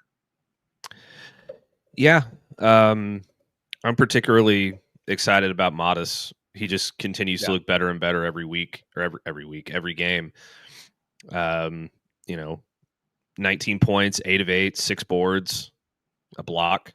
Like, it's just, he's getting more and more efficient. He's starting to look more comfortable out there. I think that's really important for once you get into SEC play, because you're going to face teams that have really big guys that he's going to have to bang around with. So it's important to get him comfortable and in rhythm. And it's nice to see Tremont Mark get 20 points. I don't know how sustainable that's going to be in SEC play, but if they're going to win SEC games at a consistent rate, he's got to get, at least 14 to 17 points a game, I feel like, and be a reliable scorer. So it's good to see him be, efficient with 9 of 13 out there. Had a couple of rebounds, had a couple assists. So some good stuff there. But yeah, I mean, I think the thing that sticks out to me about even just looking at the box score is like the lack of assists. Yeah. There's not a lot of distribution and playmaking and finding open guys, in catch and shoot situations or cutting to the basket or anything like that. It's just like, it seems like they still have a lot to figure out there. And that's going to be huge once they get to the SEC. I mean, honestly, when they play Arizona State, like, got to have some of those things figured out by then. Well, yeah, and Arizona State, it's in Hawaii. It's part of the Maui Invitational, so we will see how all of that works out as they continue to get through that. But it is that is the next real challenge of a real team that you're going to have to play. So hopefully they will be able to start to figure it out. But glad to see them play well again and do what they needed to do. Just got to take care of business early, and then we'll worry about the rest as we can worry about the rest. But you got to take care of business early. Let's get into the Texas-Georgia game a little bit, Matt, before, we got 90 minutes left of Matt on the show. So let's talk some Texas versus Georgia before we get out. I want to kind of get into your game plan, what you want to see in this. I've watched a lot of people going back and forth. I'm seeing a couple more people pick Texas. I'm still seeing the majority of people go with Georgia in this game. It does feel like this is a game that is everyone's kind of has the same philosophy, which is, well, if both best teams show up, this is what can happen. But who's going to show up in this game? Is Texas going to show up and play like they were looking for most of the game against Vanderbilt? Is Arch Manning going to be there? Is the offensive line going to be able to play at the level? Is the defense with Michael Taft being healthy, which, by the way, how happy were we with that injury report, Matt? None to report. Was great to see for the injury report for Texas. But we kind of know it's like there's been a lot of different problems for Texas this season. It feels like they're playing better and better. The big question is, can they get it done on a night game in Athens where only Alabama wins?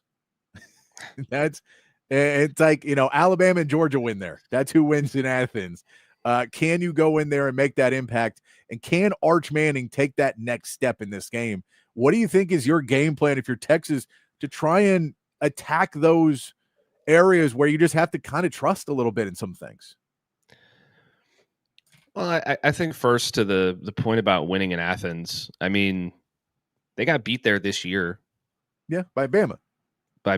Yeah. But and I know that Sark was asked about, like, well, you went into Alabama and you won when nobody won there. Yeah. And that direct correlation to, well, that this is a different team is true. This is a different team. Yes. But the reason that it still gives me confidence is because Sark knows how to win in tough road environments. He was able to take a team that the year before was 8-4 and they weren't anything special and they kind of were whatever. and the year before that, who were blowing double-digit leads every week for seemingly the whole season. And he was able to turn that team into a road warrior team. And this is a different team, but he knows how to do it in his head.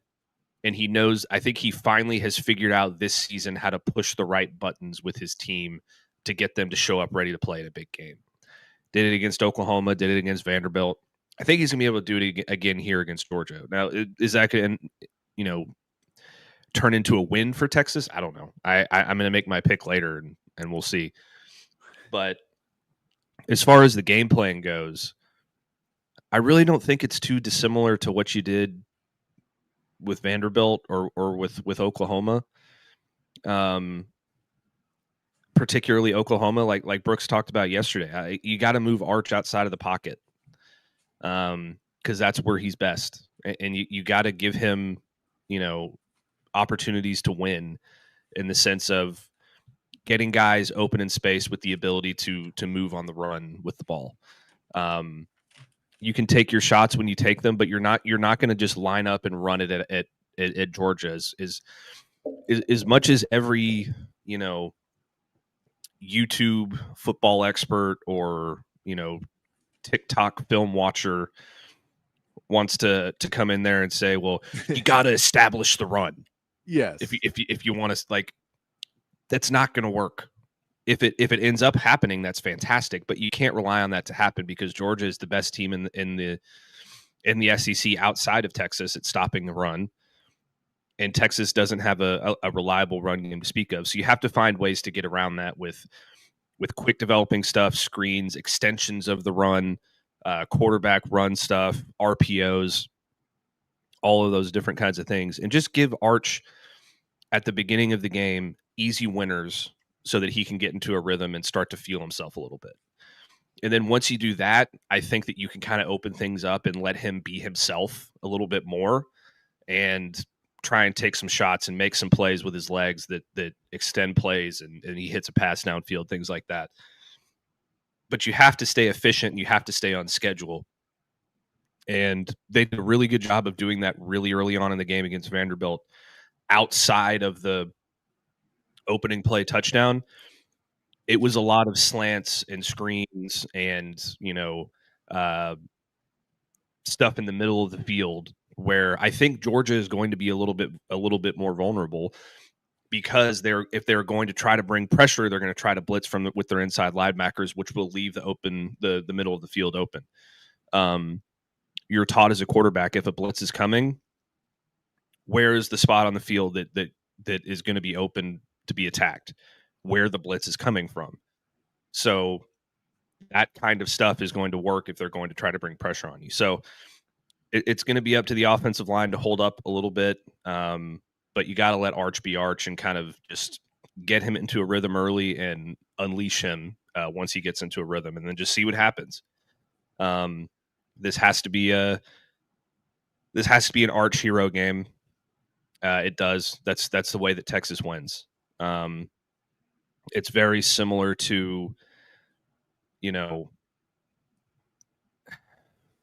it's kind of similar to like a big Vince Young game back in 2004 or like even at some points in 2005. Like I know those teams were super talented and they were executing at a very high level or whatever.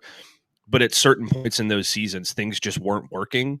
Yeah. So they're like, all right, Vince, we need you to just go do you. And I think that that's what they need Arch to do. And it's different because he's not going to be using his legs like the same way as Vince does. But that's the kind of thing that needs to happen. Everything has to go pretty perfectly for you on the defensive side of the ball as well.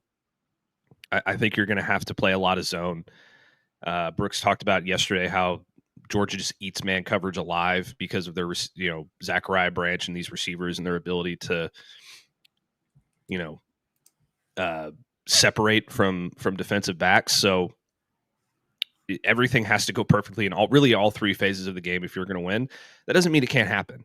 Yeah. I'll say this. There has been plenty of times throughout Texas football history in big games where everybody has picked the other team, and Texas has come out on top. 2005 USC. Everybody but Lee Corso picked USC. Even 2023 Alabama. Everybody picked Alabama except Lee Corso, I think. So hopefully Lee Corso picks Texas that week. Maybe this week. Maybe it'll give him a little bit of good juju. He can like put it on Kirk Herbstreit's Instagram or something since he's not on the College Game Day set. But just because everybody is leaning Georgia doesn't mean Texas doesn't have a chance. It just means it's going to be your hardest game of the season. You have to be perfect. No, I'm with you. I think there's a lot of good stuff in there. What you just said, I agree with a lot of it. When we look at this game, what's so hard about it is, and it is going back to, Josh Pate saying, did they, you have to call Georgia daddy, and you're talking about 2 games in a year ago. It's not quite the same. And the second one, that game was very close. It's hard to say that second game in the SEC championship. I get it. If you want to look at especially the first half of the Georgia game in the regular season, you're 100% right. I think outside of that, the two have been pretty evenly matched. And they both been very close on it. The big issue of what we're looking at and what I'm having a hard time looking at is the consistency of Georgia year to year versus what Texas has kind of struggled with, especially this season, but they haven't necessarily been that team yet.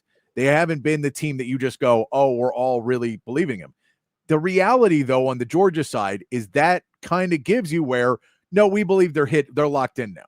We really believe they're locked in, where maybe if you watch the games, that's not necessarily the case, because we know they went to overtime with Tennessee earlier in the season. They lost to Alabama at home earlier this season. They did have a good game against Kentucky. It's at home. It was Kentucky. They should be able to win that one. They needed some help from the officials at the end of the first half against Auburn. That game was not well officiated. They suspended the official after that game. The Georgia Auburn game. So that one, they only win by 10, and that one they had of help from the officials that really changed the momentum of that game. You look at the Ole Miss game. Ole Miss still put up 35 points on him. Now, Ole Miss allowed them to put up 45. You can't do that if you're Texas, but they allowed 35 points in that game. It was a 4-point win against Florida. And they beat Mississippi State. Good on them. They went in and didn't play in the trap game. They played a better game than Texas did against Mississippi State. I'll give them that. But it's not like they have been the model of consistency in any form either. And that is partially because they haven't been winning both lines of scrimmage week to week. And that's, to me, when we look at the game plan, I get it. You can't say we have to run the football, because we're just not really going to be able to run the football great against Georgia. It'd be great to maybe have the extended running game work a little bit better, be able to find places to attack, be able to call plays to allow their defenders to feel like they're winning a battle at the offensive line, and then Arch ditch that ball off to a Trey Wisner and maybe him go get 10 after that. I'd love to see those kind of plays, but I don't expect that. I think where you have to look at this of that battle of the line of scrimmages, seeing where everything is they haven't been necessarily great at running the football either. They have 2 dynamic backs. They sure have that. And when they get going, they get going. But they haven't been all season long, every opponent just run it down your throat where it's old school Georgia football. Now, Gunnar Stockton adds to that run total as well. So some of their numbers look better. But if Texas can say, we know we're not going to run the ball a ton, but we can also stop your run, I think that is one of those factors where you start to push in and go, okay, we're starting to even this back out a little bit more. We're starting to even this back out. And then it goes to what you said for the last few days, Matt, and what it was really true. This is an Arch Manning game. This is a game where we saw Quinn Ewers get flustered in the first meeting and Quinn Ewers play extremely better in the second. I saw a preview today and I yelled at my screen at this one because they claimed that Arch Manning had never played against Georgia and Gunnar Stockton had started a game. I was like, all of your viewpoints mean nothing to me now. But you're like, Gunnar did not start a game. Gunnar came in after we knocked out Carson Beck. And Arch also played against Georgia in the regular season. And I believe had a carry or 2 in that game against Georgia. I could believe that. I don't know. That could be a figment of my imagination. He was in for like a series. Yeah. Maybe. But he was in, I know the first game because I was at that game at Texas. He came in when Quinn was having a bad and finished out the first half against Georgia and didn't do well, Like, it wasn't good. It wasn't like, oh, he came in and then all of a sudden they moved it. It was bad. But he saw it. Was the same thing. But he saw it in a night game. It was at home, but he saw it in a night game. He knows that feeling. And I think that is really big, is that Arch knows, okay, I know what it feels like to be terrified by Georgia. I know what it feels like to be terrified. And they're not the same terrifying defense this year that they were last year by any stretch of the imagination. No. They had better numbers in the 2 games against Texas than they pretty much had the entire season this year at behind the line plays. They had more sacks against Texas last season than they have sacks this season. Total. Yeah. Yeah, total. So there's all of those factors in there, but I think there's a lot of positives in that experience for Texas. It just comes back to on the road for me, which Texas team is showing up. And if they don't show up early, is this young team, have they grown up enough on the road, what we saw at Mississippi State, that they did turn it around on the road, that we saw at the end of Florida when they were starting to figure it out? Do they have the ability on the road to actually turn this around when things go bad? Because at some point in this game, things are going to go bad because Georgia's that good. It's going to be as much as you can tell me Texas wins, and that's fine. If you want to tell me Texas dominates from bell to bell, I don't think that that's a realistic conversation. So it's what can they do to respond to those actions, to respond to a sack, to respond to a misread play or a fumbled handoff that, they got to fall on it. And now all of a sudden it's 3rd and 15. And now you got bad field position and Gunnar Stockton throws a dart down the middle. And now the Georgia crowd's going nuts. How much can you bounce back from that and hold them to a field goal and then come back out and lead a drive that doesn't put your defense right back out there? Like, that to me is the biggest part of this game. And it really goes for both teams. How do you respond in those moments and not allow it to go downhill on you? Georgia has allowed things to go downhill on them plenty this season, and in the second half has responded. But their first half haven't been great. No. So Texas has to be able to attack early in this game. And if you get a play early where Georgia, gets a big play on you and you let that hold you into it's a 6-3 at half, you're up 6-3 at half, I'm telling you, Georgia's winning that football game. But if you're able to play well in the first half and put yourself in a viable position to go out there and play good, consistent team football, I think you have a chance to win this game. Oh yeah, absolutely. And look, I was just looking at the numbers. Georgia had 13 sacks in the 2 games against Texas. They have 11 this season. Yeah, that's what I said. It's crazy. So here is why I thought Texas was a better football team than Georgia last year, even though they lost both games. And I will fight that until the day that I die because I believe it to be true.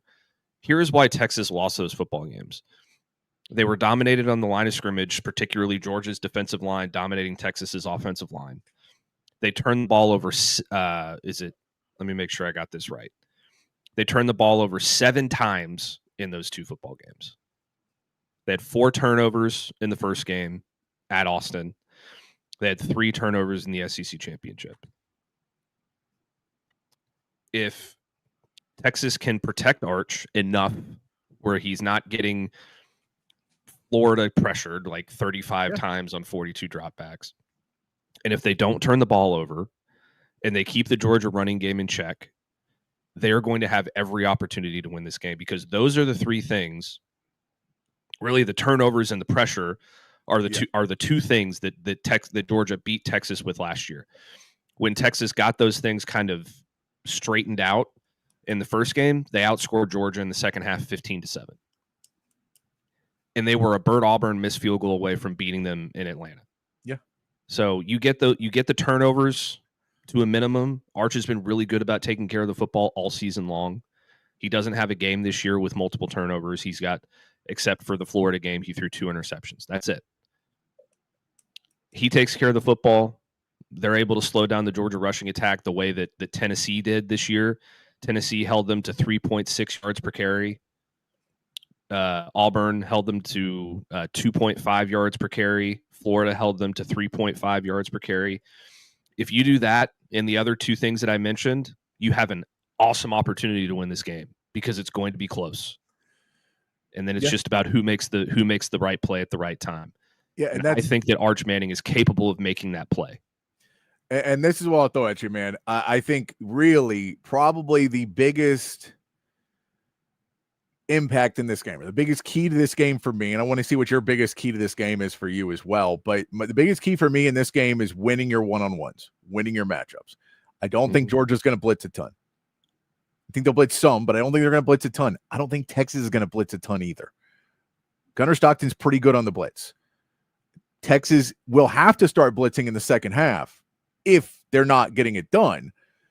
But if Colin Simmons and Ethan Burke and maybe a Murad Watson, maybe a Hero Canoe, maybe an Alex January can win some one-on-ones on that end, and if our offensive linemen can win the one-on-ones and not allow the pressure, give Arch Manning real time to let the receiver room, that is a better wide receiver room than Georgia's. Georgia has a lot of really good talent. I think we have better talent. We just haven't been able to see them much because there hasn't been time to use these guys. If we have that, I think Texas has more of a shot. The question is, can Texas win those one-on-ones on the road? And that really is, for me, the biggest part of this game. If Colin Simmons pressures without blitzing, their offense is going to get killed. Gunnar Stockton's under pressure without blitzing, that's a problem. If Colin Simmons, like, you want to talk about this being an Arch game. Defensively, if Colin Simmons wins that, first of all, he's boosting his draft stock already up into be a top 5 pick and maybe the first, maybe a top 3 pick in one of those. Oh, this guy disrupts at a different level. He's disrupting on one-on-ones and maybe double teams. But if you're able to get in those and disrupt in that form, not allow them time to get going offensively without having to blitz, so allowing them to drop back, allowing you to drop back those linebackers a little bit more, allowing you to have linebackers cover those 3-4 tight ends that they'll play in this damn game.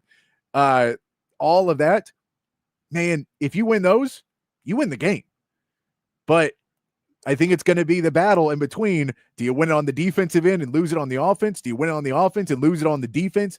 Though that battle at the line of scrimmage is so much more to me than who can run the football. Yeah. It is each individual matchup going one-on-one, 5 stars, 4 stars across the board, every one of them. I doubt there's a 3-star on that line. You know what I mean? I doubt that there's a 3-star that plays on maybe Parker Livingston. Michael Taft. Michael Taft's back there. And Michael Taft. That's Michael Taft's your lowest star there. But that's what I'm saying is, like, you're talking about the highest talented, most athletically gifted players out there. Can they win their one-on-ones? And if they do that, then everything else kind of works. And this is what Lane says. It's down to whether Sark has a plan for. Sark can plan all he wants. If you lose your one-on-ones, doesn't matter what Sark does. It really doesn't. Hey, listen, Lane, also, they can try and run at Colin Simmons all they want. He's good against the run. He's our best really good against the run. He's our best run defender on the line this year, which I wouldn't have expected. That Florida game, he figured it out and single-handedly basically shut down Florida's run game in the second half every time they ran it. Yeah, it's very hard to run at that guy. You mentioned you don't think that Georgia's going to blitz a lot. I hope they do. I do too. I hope they blitz all night. They're not great at it. Well, but also, do you know what Arch Manning's stats are versus no blitz and versus the blitz? Go for it. When he's not being blitzed this season, Arch is 92 of 143 for 960 yards, 6.7 yards per attempt, 7 touchdowns, 4 interceptions, 88.3 passer rating. When he is getting blitzed, he is 76 of 126 for 1,163 yards, 9.4 yards per attempt, 11 touchdowns and 2 interceptions, 113.3 quarterback rating. He's better when you blitz him. So bring that pressure. Let him get outside and get on the edge and keep his eyes downfield and hit his receivers when they're open down there. There are. This is the reason why I don't think they'll do it. Is Gunnar Stockton's really good against the blitz too? Yeah, I'm sure he is. And that's what I'm saying. They're both really good against it. So I don't think you're going to see a ton of it in this game. No, and this is also where Like that was kind of my key to the game as well. Like on the defensive side for Texas, is the way that Georgia was able to overwhelm you last year with, even with a good offensive line, by not blitzing a whole lot, just, either using 5 down linemen or just going four straight up with 4. They'd bring Jalen Walker, but like for the most part, it was just their defensive front against Texas's offensive front. I think in this year's game, Texas has the advantage there by a mile. I don't think it's close. They lead the nation in sacks. Booger McFarland should be our meathead of the day because he came out after the college football playoff show. Yeah. When they were doing their breakdown, and he was like, well, it's not the same Texas pass rush that we're used to. They lead the nation in sacks, Booger. What are you talking about? We sucked at pass rush like 3 years ago, dude. We were awful at it. And then we finally started getting better at it just recently. Yes. So I think did he mean Georgia pass rush? I think he got it. I hope so. Because I think he got transposed in that one, I think. Yeah, Texas has 23 more sacks on the season than Georgia does. Well, that's what I'm saying. Because it is not it's not the normal pass rush for Georgia is a very true statement. Yeah. So I think maybe he got it mixed up. I agree. I think if the Texas defensive front can win in this matchup the way that I think that they're going to be able to win. Yeah. And just bringing 4 guys, occasionally bringing Anthony Hill or Ty Anthony Smith or Trey Moore on a blitz, and letting your guys sit back in zone coverage and just, not have to worry about, the blitz is coming from this side, so we have to shade over a little bit more over here because that area is going to be open. If you just let them sit back in zone and do their thing and let your pass rush do its deal on its own and you're successful, I think you're going to have a very good opportunity to shut Georgia down. Yeah. So that would be my key for Texas on the defensive side of the ball. On the offensive side of the ball, it's just about being efficient and staying on schedule. If you can sustain drives with just moving the chains, not trying to do too much and hit too many plays downfield and slow developing shit and all that, the way that Ole Miss did against Georgia, just cutting them little cuts here and there, like up and down the field, like just cut instead of a big slash, then you're going to be able to sustain drives. And I think that you're going to be able to score. The Ole Miss offense is really good. Where does it have the advantage over Texas in personnel outside of like left guard?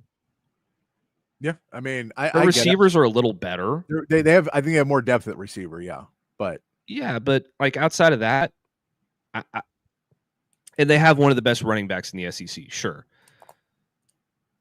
But that was all about their passing game. That wasn't about their rushing game. Yeah. So if they can kind of replicate that type of attack, I think they're going to be just fine. So I'm very confident that Texas has a chance to win this football game. I don't understand the mass national narrative of Georgia's Texas's daddy and like they have no shot and Arch is still trash, which is something that I don't think most people got at earlier.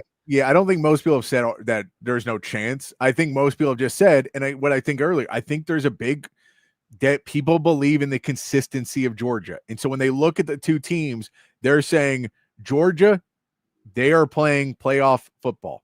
In Texas, we don't know what Texas is going to show up. And I can agree. I don't know what Texas is going to show up. I don't know what Georgia is going to show up.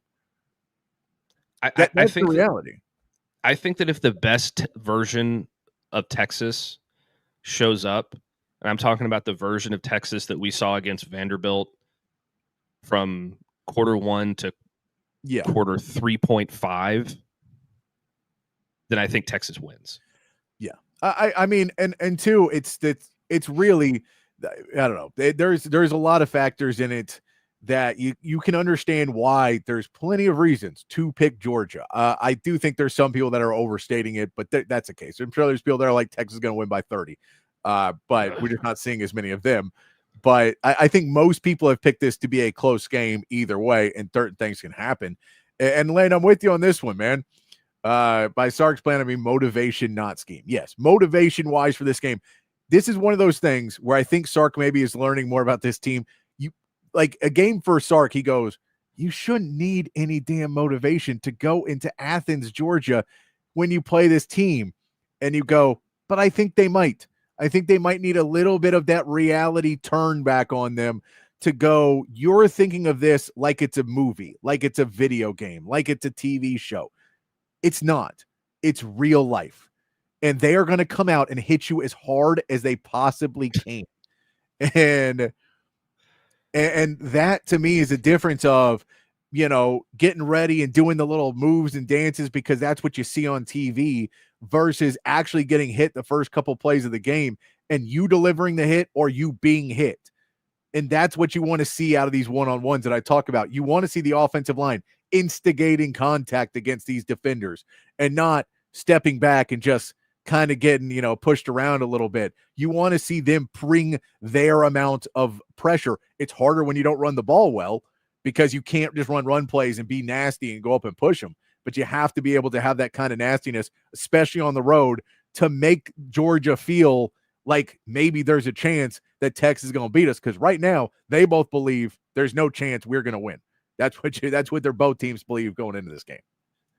Yeah, I one of the things that I really want to see early on in this game, first on the offensive side of the ball, is I really want to see these offensive linemen finishing plays. Yes. Like maybe DJ Campbell's the one that starts it or whatever. But you hear you go until the echo of the whistle and you're pushing your guy out of the play until the ref gets in the way and say, hey, I'm going to throw a flag if you keep going. Yeah. I want to see that from the offensive line early in the game. Wear them down, intimidate them. It's going to be really hard because it's Georgia. But if you impose your will on them during and after the play, then they're going to get more tired and they're going to be like, God, these guys aren't screwing around. Like all right. I'm gonna get a little bit tighter now because I think that he's going to, you know, he's going to do that to me again. And that, like, it's going to play a mental effect and kind of give them the edge. And then on the defensive side of the ball, I want to see rallying to the football, number one, but I really want to see some physical hits. Yeah. Like same thing, send a message. Let them and this is what Texas did against Alabama in that game in 2023. This is the reason they were able to come out and dominate them. It's because they were the more physical team and they made Alabama hurt, which nobody else had ever been able to do under Nick Saban, except for, you know, LSU or Georgia on occasion. And look, there's something to be said of, I've given the stat. Texas has played 4 true road games. And all 3 true road where they have not led after 4 quarters in all of those games. Lost 2 and won 2 in overtime. The big difference on this one is I know in the Ohio State game it was kind of going back and forth of who was the favorite and who was not. This is decidedly Texas is an underdog. They were not an underdog in Florida. They were not an underdog in Kentucky. They were not an underdog in Mississippi State. So can that flip something in their brain? Can that flip the disrespect of seeing everybody come out and say Georgia's going to beat these kids that Texas doesn't stand? Can that bring something into this Texas team on the road that maybe's been missing through some of these other games where they just walked in and thought, okay, just play your style of football. Just go out there and be good players and we'll be able to win this game. Come out pissed off. And hopefully that's what we see against Georgia. Matt, let's get to your final prediction here on a Thursday. I'll give mine tomorrow, but you're going to be traveling to Athens. I want to hear what yours is. Well, you got to tune in tomorrow then. I'll be on an airplane. What is your Tell it to me off air. I will tell you off air. We'll see it in the text line. You'll see it in the text thread anyway. But tell me, what do you think? What is your final score and what you see happening in this game? Okay. So sitting right now, Texas is Texas is what? A 5.5 point dog? 5.5, 6.5 points now. 6.5, yeah. That's what I'm saying. It's bad. The weather is going to be a lot nicer than it said it was going to be earlier in the week. I saw 34 degrees, feeling like 21. Now it's 65 degrees. I don't know what happened there. Maybe AccuWeather just screwed up. I I think Texas is going to come out. I'm going to give you kind of a detailed example of what I think is going to happen. I think Texas is going to come out and they're going to win the coin toss and they're going to take the ball. Okay. Texas is going to start this game with the ball in one way or another. Okay. Either they're going to win the toss and elect to receive, or Georgia's going to kick to them. They're going to score on the first drive of the game, whether it's a field goal or a touchdown. Okay. Georgia's going to kind of sit back, feel them out, concede the first drive like Kirby Smart says they do all the time. Where I think that's going to be a mistake is I don't think that Georgia has played a defense like Texas this year. So they're going to be playing from behind a little bit longer than they're comfortable with. You're going to go into the first half. I think Texas is going to be winning 13-7 or something like that. Okay. I think Georgia's going to come out in the second half. They're going to get an early score. They're going to take the lead back. And then it's going to kind of turn into a little bit more of a back and forth. But it's going to be physical. It's going to be tight the entire way through. I think Arch is going to play a great game. I think he's going to show up. I think having Michael Taft back is going to make a huge difference in the pass protection or the pass defense. And I think Texas wins this football game 26-24 on a last-second field goal from Mason Shipley. Oh God, I don't want it to come down to a field goal, man. I don't either. I don't either. And I also think that Ryan Niblett's going to make a big play in this game, whether it's in a punt return or a jet sweep or something like that. He's going to break a big play. But I think Texas wins this game on a field goal at the end of the game, 26-24, and they leave Athens with the win. I like it, Matt. There's Matt's pick for this. I will give mine tomorrow. Matt will be traveling to Athens, so we will not have him on tomorrow. We'll have Steven from Fanatic Perspective. We still have a lot to get into on this show, though, Matt. We are going to get to the SEC power rankings. I can't imagine they're changing that much. It feels like they're getting pretty close, but we'll see what we think about our SEC power rankings for week 12 now, I believe. Are we week 11 or are we week 12 now, I believe? So week 12 power rankings. We'll get to that. We've got Bama Bruce coming on the show. We've still got to make our picks against the spread. I'm one behind you, Matt. I'm almost caught up from early picks. I am one pick behind you. Wait, who cares about against above 500 at this point? It's a battle between us. So we will continue to get up to this. Rodney, don't ask about how accurate Matt's been up to this point. Don't worry about that. Not important. We don't need to worry about that right now. All right, we're going to take our first break. We're going to come back about 2.5 minutes. Get into the SEC Power Rankings, Bama Bruce, our picks, all of that and more coming up for you here in hour 2 of Open Gym in just about 2.5 minutes. Now, stepping up to the plate is a household name, weighing in at roughly 115 pounds with a wingspan of 98 inches. It's Samsung. Kid, I know it's baseball season, but this isn't what I meant when I said to incorporate sports into the company commercial. Sorry, old man. I just want everyone to know that audiovisual consultations can make your home feel like a stadium. That's true. Audiovisual provides stadium surround sound, huge screen video, controlled lighting, and even temperature control. On our roster, every customer is an MVP. Sounds like audiovisual knows how to score a home run with our customers. All right, kid, that's enough with the baseball puns. But I'm trying to tell everyone that audiovisual is a real catch. You'll glove our services. Kid? There's nothing coming out of left field when you give us a call. We won't break your balls. Kid, we only have a minute. Pitch, please. I don't need your batitude right now. Rest assured, listeners, audiovisual is much better at installing and designing custom home theaters than we are at making jokes. Just check our stats. Give us a call at 512-255-8678 or visit us online at avconsultations.com. You see covert everywhere. That personal level of just feeling like it's a personal family interaction. The customer service, it's impeccable. It's unlike anything I've ever experienced buying a car. Over the 30 years that I've been buying cars from them, I feel like I know them and they know me. Covert's done an amazing job of making me feel valued. If you purchase a vehicle and you want to feel like you're part of a family, join the Covert family. Come and experience it for yourself. Covert, born and raised in Austin.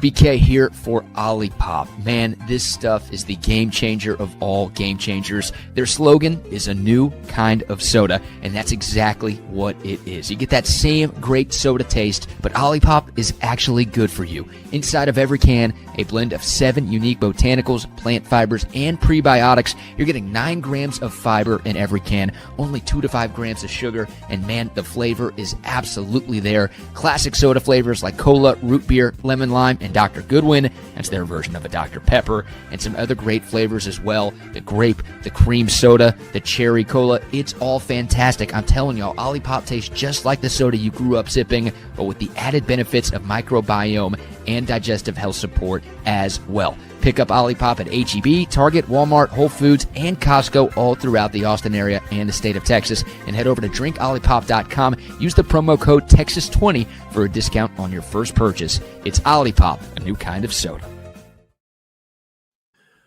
Welcome back into Open Gym here on Texas Sports Unfiltered. Myself, Patrick Davis, alongside Matt Galatzan of Texas Longhorns on SI. And, of course, you, the third member of Open Gym. Text line's open 512-222-9328. And over on the chat, Facebook, Twitch, X, and, of course, on YouTube. If you're watching us, you enjoy what you see, make sure to give us a like and a subscribe. There's pregame, there's postgame every week as well. So stay tuned for all the great shows here on Texas Sports Unfiltered. A lot to get into here in hour 2, Matt. We do got to get into our SEC power rankings, our picks, Bama Bruce. Lots more fun stuff to get to in today's show. As well, we always like to chat with you guys on the text line and on the chat as well. If you have things you want to get into that are not wild, you hate Texas or you love Texas, and Texas is going to win by 30 or lose by 30 or whatever your opinion, that's fine. You can put that on there. We may not respond to that as much because I think most people agree this will be a pretty close game, that this does not seem to be a double-digit game either way. And when you say any game that is not a double-digit game, a lot of things can happen. That is why you play the game. Matt, let's check our SEC power rankings here. What we had last week in our SEC power rankings. We are going to move Texas A&M down to 3 just because I heard that they're not as good as we thought they were, right? Is that totally? Is that why we're going to move them down? They don't belong in being the number 1 team in the nation, or at least the number 2 team. If you want to say Ohio State, I'm fine with it, but Indiana is crazy to me still. Like one of them is an argument, the other one is crazy.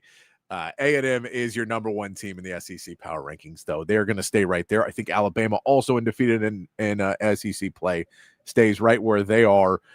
So it really only says Georgia, who had a big win against Mississippi State, 41-21, didn't seem like they were in trouble, and Ole Miss, who they handled the mighty Citadel, are your teams in Tier 1 that are going there.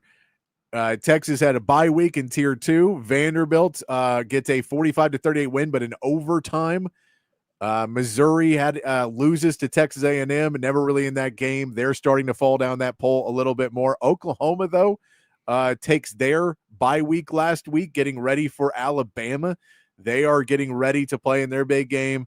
And Tennessee, also with a bye week last week, doesn't play after their big loss to Oklahoma. They are not in the scoring last week. All right. What do you change, if anything, in these tier rankings, at least in the top 2 tiers right now, Matt? I think you move Oklahoma to number 6, move Missouri to number 9. So I think the top 4 stays the same. I think it's Texas 5, Oklahoma 6, Vanderbilt 7, Tennessee 8, Missouri 9. I'm going to tell you Missouri 9. I moved Missouri to Tier 3. I think they're still fine, but they're out of it with no quarterback. They're just done. They're not in the race with everybody else. They're not a playoff team. There's no chance they make the playoffs. I think Tennessee is kind of in that, but they didn't play this week. But Missouri getting killed this week just takes me and goes, you're not in the conversation anymore. And that's what my Tier 3 is. You're not in the conversation anymore. That's fine. I did think it was odd that Bo Pribulo was doubtful on the injury report this week, as if he's going to come back from a dislocated ankle in 3 weeks. I mean, maybe he's got that He's got that the John Mateer. Is anybody at Chipotle? Has anyone checked Chipotle? Hey, and look, Mike, I hate to break it to you, but even if Texas loses this weekend, they're not necessarily out of it. And I get it, Mike. You hate everyone who's not old school SEC, Mike. We get it. It's okay. Yeah. We get it. You don't care about football. You care about the SEC. We get it. We get it. It's my Yeah. shot at you. That's my shot at you for just not actually paying attention and being like, oh, Oklahoma and Texas are better than half of the SEC by far. But we're not going to have that conversation, are we? Because they're new. So they have to be bad guys. I get it. We're not ranking Texas in the top. We're going to say, see, he admits it. He knows. So I think you go tier 2 is Texas at 5, Oklahoma at 6. Vanderbilt stays in there at 7. They do get the win, so they stay in there. And Tennessee, who did not play this week, sits then there at 8, leading for their matchup, which is going to be fun there at the end of the year. And then we see Missouri, LSU. So that drops Missouri down to tier 3 because I just don't like, to me, their season is pretty much, you are now not in contention for the playoffs, right? Yeah, that's fair. And I think all of the other teams, I mean, it'd be really hard for Vanderbilt and Tennessee to get in now. That's why they're at the bottom, but there's still some outside shot that they can get in, I think, which is all sorts of chaos. I don't know if Tennessee really has that shot at all, but I'll say Missouri with the loss, it just kind of killed all momentum and not having the quarterback. Yeah. So we're on to tier 3 now. Tier 3 now, yes. Okay, so let me pull something up real quick. We saw LSU lose to Alabama, Florida lose to Kentucky, Mississippi State lose to Georgia at our tier 3. Tier 4, Kentucky did get the win over Florida. What's that? They're still tier 4. They're still tier 4. Auburn at 15 Auburn lost to Vanderbilt in overtime. Arkansas was off this week, I believe. They had a bye this week.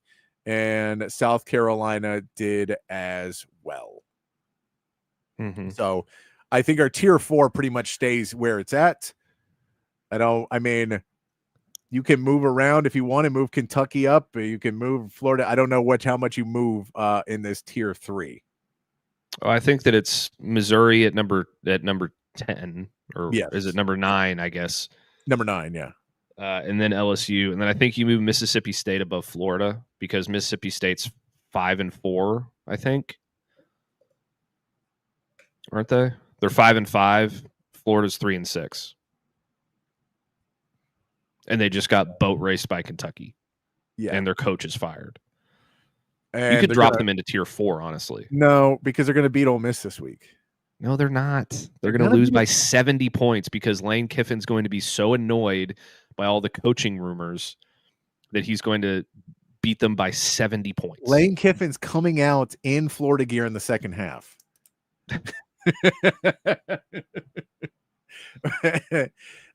Look, I'm not moving them down to tier 4 just yet, but they're awful.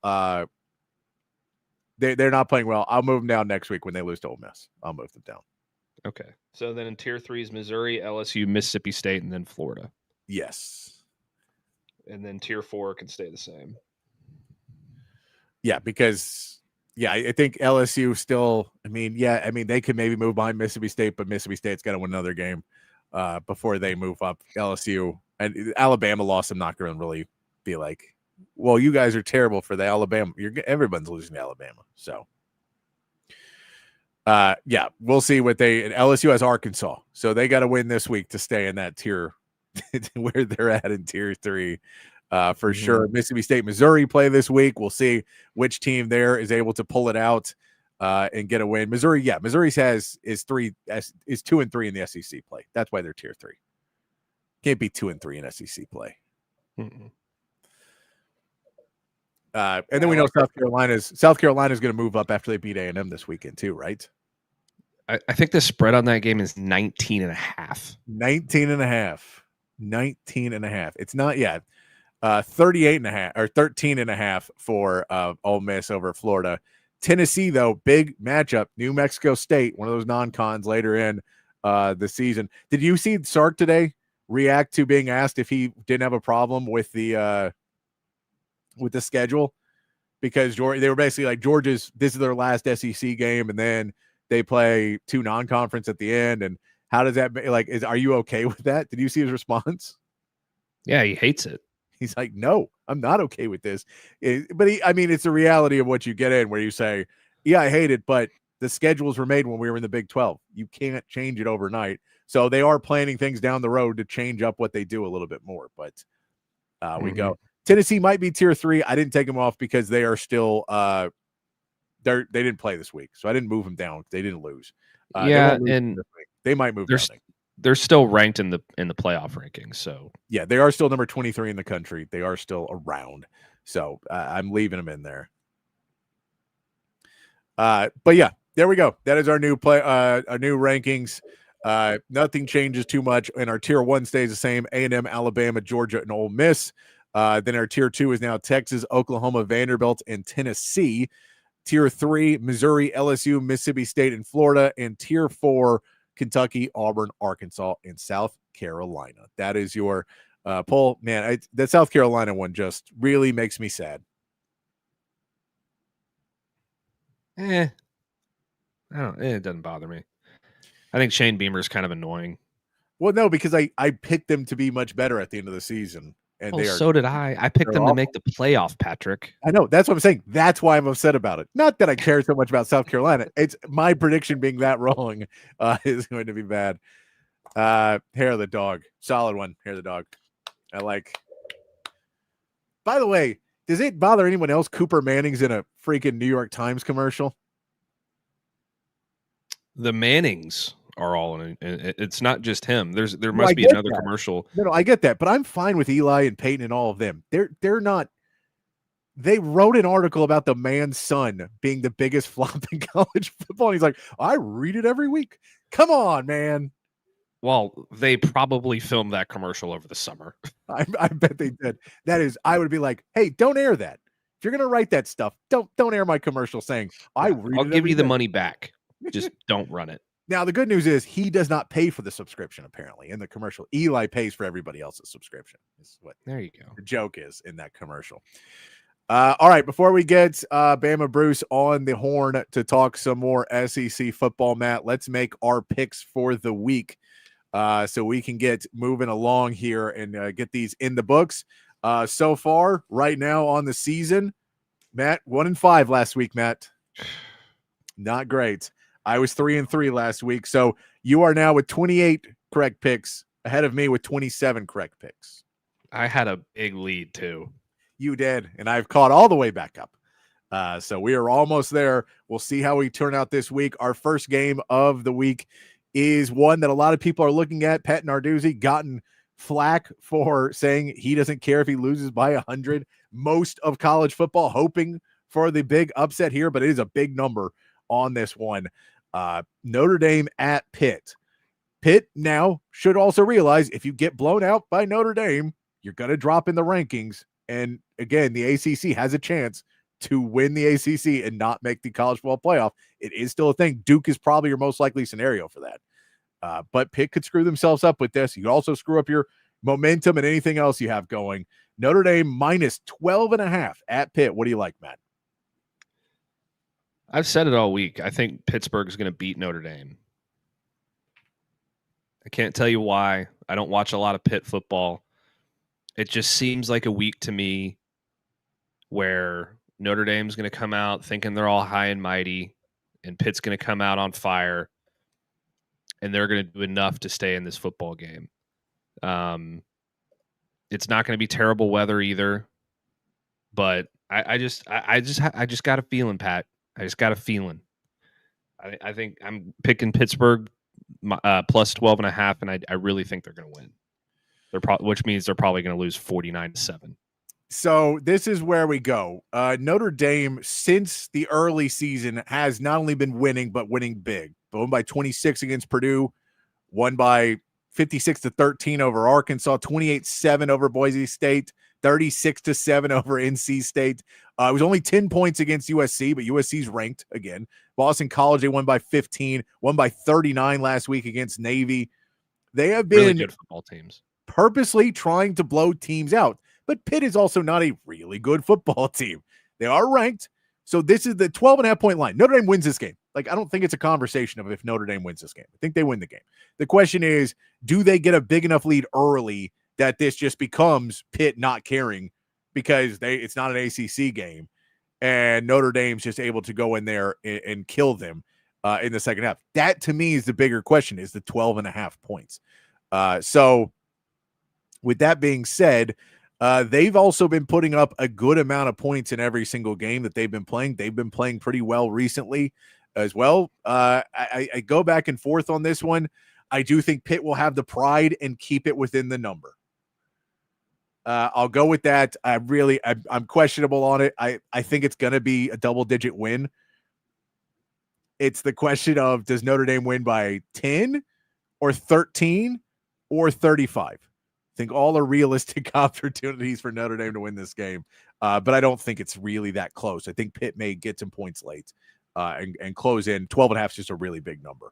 Another number is pretty decently sized. Oklahoma at Alabama, Matt. Alabama 6.5-point favorites in this game. Oklahoma's season on the line. They've been playing good. People thought they were going to be dead in the water at Tennessee. They had no problem. Alabama, though, trying to keep alive in the SEC championship game. They are able to keep a win here, keeps them in that game, and undefeated in SEC play. What do you like? Well, I do disagree that they didn't have a problem with Tennessee. Tennessee should have won that game. Yeah, they won. But they did win. So I'm going to give them credit for that. They're surviving longer than I thought they were going to survive. Here's the thing. John Mateer threw for 159 yards and a pick against Tennessee. Yeah.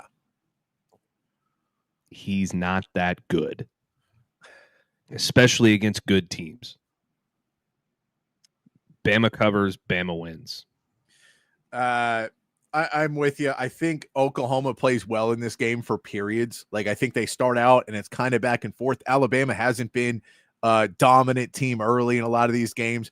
So I think there's a point where Bama starts trying to, where there's a little contest, and then there's a point in the second half where they just figured out the defense completely shuts down Oklahoma, and you get like multiple 3-and-outs in a row, and Ty Simpson just starts to pick apart this Sooners defense, leaves him out in the field too long, and Alabama runs away with it. That would be my prediction there. I've got Bama as well. We're 2 for 2 on the same ones, Matt. We got to start changing these up.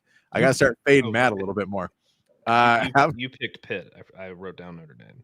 I did pick Pitt. I think Notre Dame wins. I think Pitt, though, is, I'll say 12.5, just so many. How about another huge line here, Matt? Florida at Ole Miss. 14.5 points, Matt. 14.5 points for Ole Miss. Can Florida trick everybody and just be spoilers against Lane Kiffin? And no. Diana Rossini will put out a tweet before the game that Lane Kiffin has accepted the Florida job. She's heard it. It's happened. It's what she's hearing about the NFL. He's taking the Florida job. Well, not only is Lane Kiffin taking the Florida job after this weekend, he's also going to take the LSU job, the Auburn job, the New York Giants job, the Arkansas job, the Penn State job, and he's going to coach AFC Richmond next season in the Premier League. Oh, I heard Ryan Day's taking the Giants job. Heard this Ryan Day's job. Oh, okay. I think Ole Miss is going to try to put up a ton of points in this game, because not only is the Lane Kiffin Florida thing, I think, getting on his nerves, and all the coaching rumors getting on his nerves, but this is the same Florida team that kept them out of the playoff last year.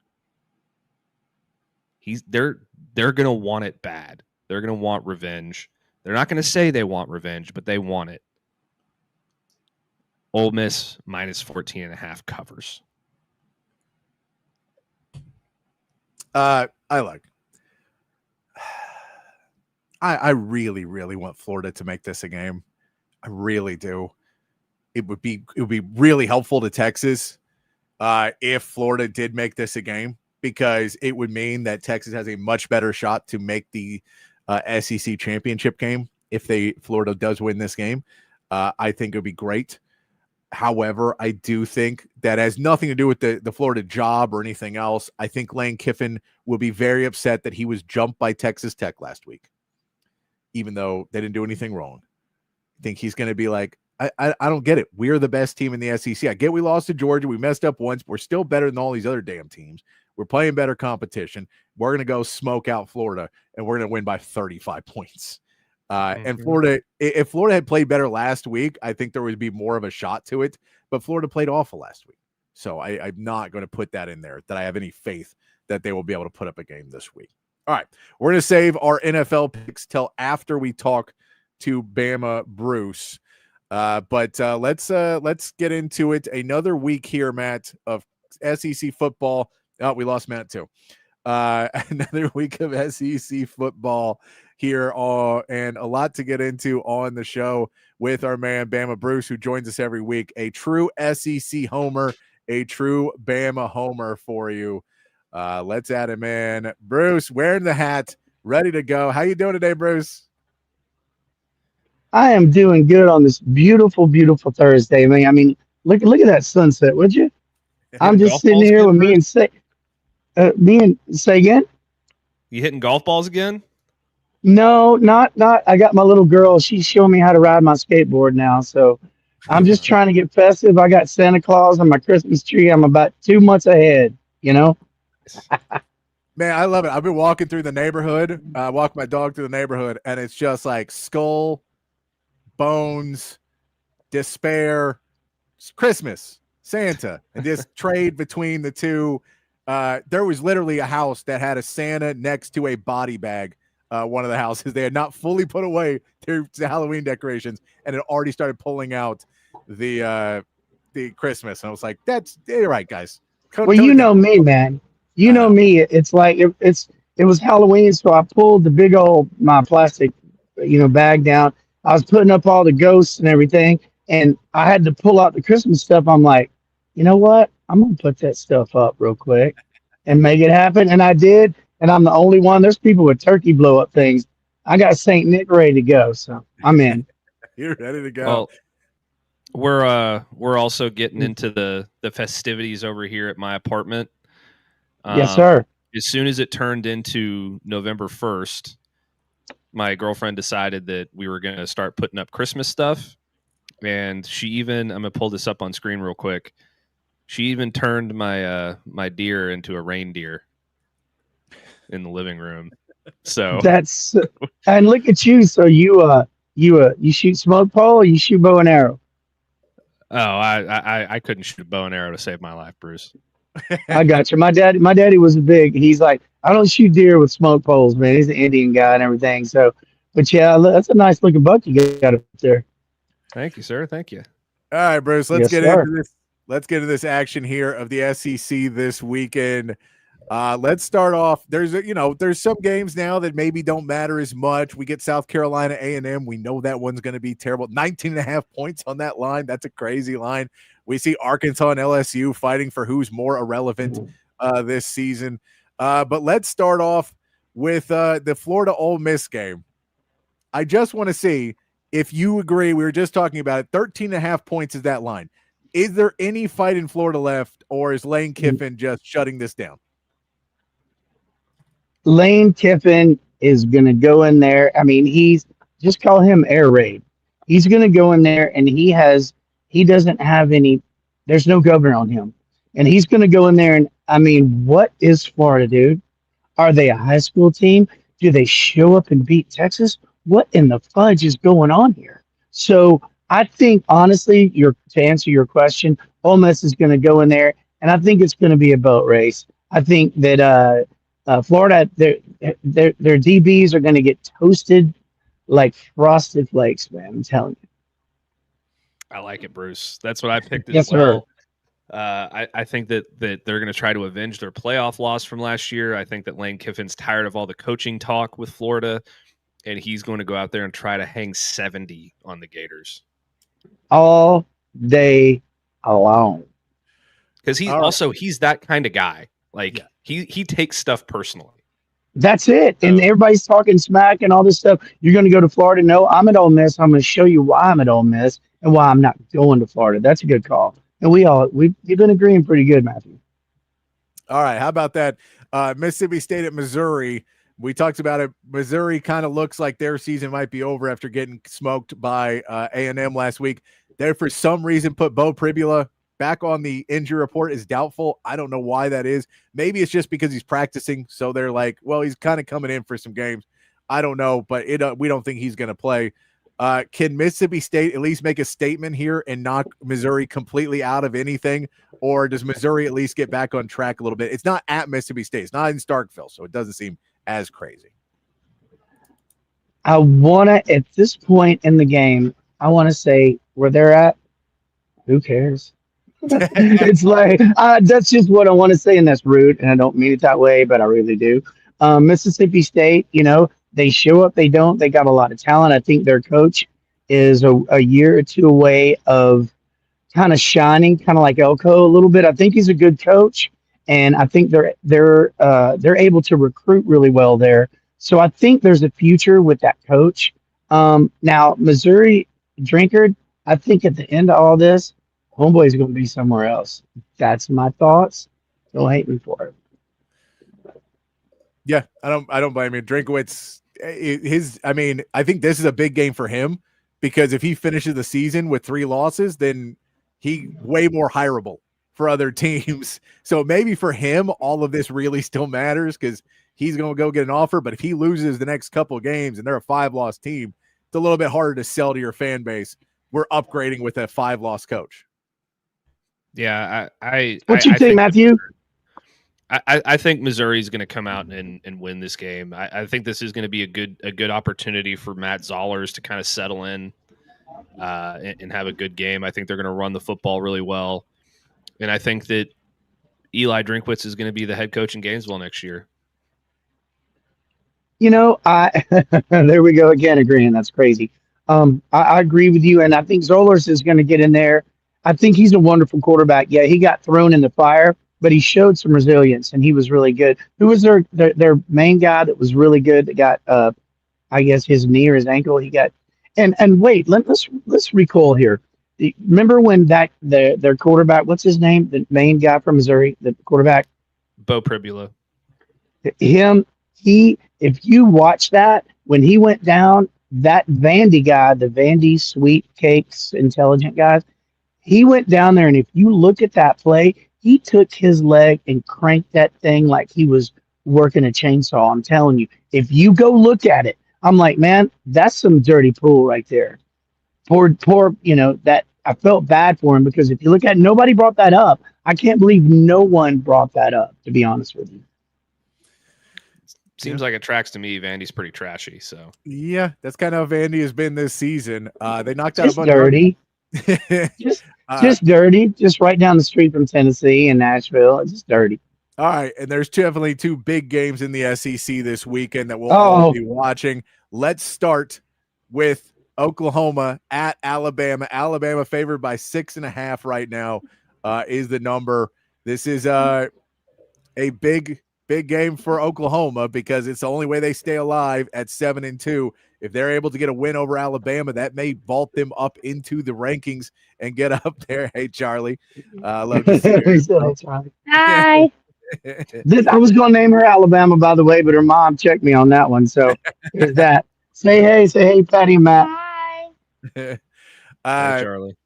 But we go into Oklahoma at Alabama. What do you think in this game, Matt? Are you worried about this, or is this the game for OU that they're like, we've kind of thought they've been pretenders for a minute? What you got, Matthew? Come on, man. Let's see if we agree.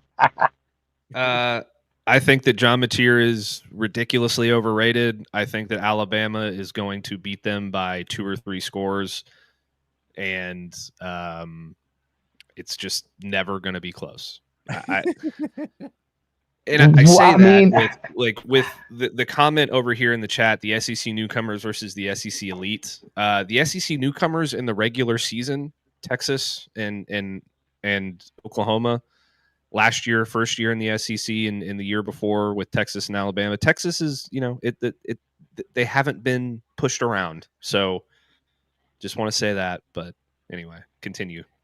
I'm like, you couldn't have said it like more promising for me. But again, I don't boast about them, and the only thing that gets me is Mateer going to be like the first Mateer, or is he done because his finger's not there? Alabama has a real issue with the running game, as Stevie Wonder even knows that. But I don't know Oklahoma's defense going to get to him and tear it up. Are they going to find some type of formula to run the gosh dog ball? They have to be able to run the ball in Oklahoma, or it's going to be a long day. I love where you're coming from, Matthew. Now, I think it's going to be a lot closer than that, unless Alabama figures out a way. Their defense is good enough. They're a 90 B plus. Is Oklahoma's defense going to show up and give Ty Simpson a lot of, bugging? Then again, we do have a good receiving core when I say we, Bama. Mateer, is he going to show up? Is their defense going to pressure Oklahoma? Is the running game going to happen for Alabama? Those are my three issues. Well, here's the one thing that I'll say about John Mateer. He's played in 8 games this season. He's got 8 touchdowns and 7 interceptions. Against Power 5 opponents, he's completing 61% of his passes, and he's thrown 4 touchdowns and 5 interceptions. That's pretty blatant. It kind of tells you something. I hope that he continues this with the Alabama game. And like I said, that's all I can think about. I'm not one that's going to, go and just roll tide. I'm not one of those guys. I hope it is by 2 or 3. It would make things happen a lot easier.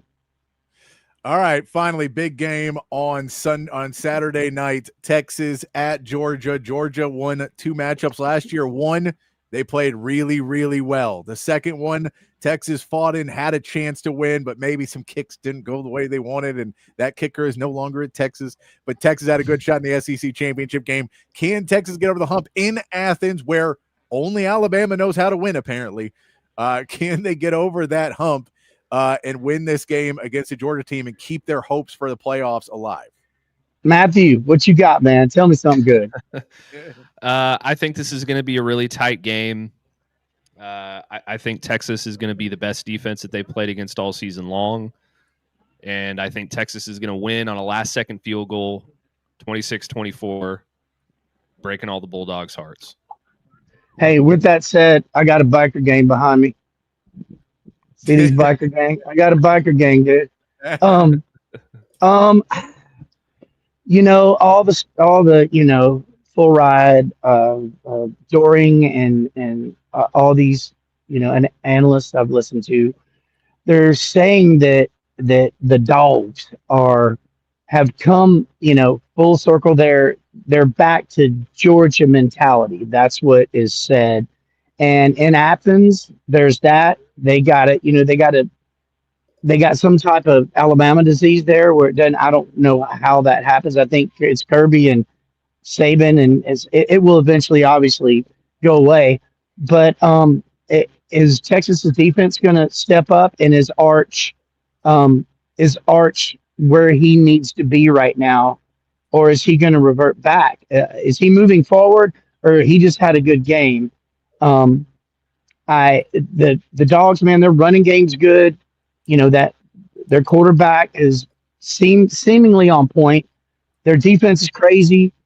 I agree with you. It's going to be a hard-fought game, and I want Texas to win, but I think it's going to be Georgia. Breaking my heart, Bruce. I know we keep hearing that. Is that it feels like it's back and Sorry, forth. man. Is there any other games you like this weekend? Any other upsets? Anything else? There's a lot of games people are hoping for upsets because of the top 12, the teams in the playoffs, the college football playoffs. A lot of people hoping for Pitt this weekend. Some teams are hoping for some more upset magic across, maybe in the ACC, maybe Iowa. USC is another big game this weekend. Anything else you like across the board? You just said Pitt. I will take the points in Pittsburgh all day long. I think that they got a great quarterback. Their team is solid. Yeah, everybody's talking about Notre Dame, and they love one of the best running, or if not, one of the best running backs in the country. And with, I guess, and isn't he a third generation Carr, the quarterback, right? Right? Or is he one of the, you know what I'm saying? There's Eric Carr and David Carr, or Eric Carr played drums for kids. My bad. But did David Carr, wasn't he like, he played for Houston and that's his like cousin or his little brother or something, right? It may be one of the Cars. David and Derek. It is. Playing it. They both play at Fresno State. So I don't know if he's in there or not. But I think I would, when you ask that question, to answer your question is, I like Pitt and the points. I think Notre Dame's going to win, but I think there's too many points on the Pitt side. And, hopefully Bama can get through Oklahoma to play EIU next week. That's really ridiculous, but here we go. I love it, Bruce. I love it. We appreciate your time again. Hook 'em. Hopefully you are wrong about Texas, and we'll have you back on next week. Hook 'em. I'm pulling for hook 'em, gosh dog it. Roll Tide and hook 'em is what we do on Saturdays, Bruce. Hopefully I'll see you this weekend, and we'll have a good time watching the games, brother. Take care, Pat, Matt. See y'all. Thanks, Bruce.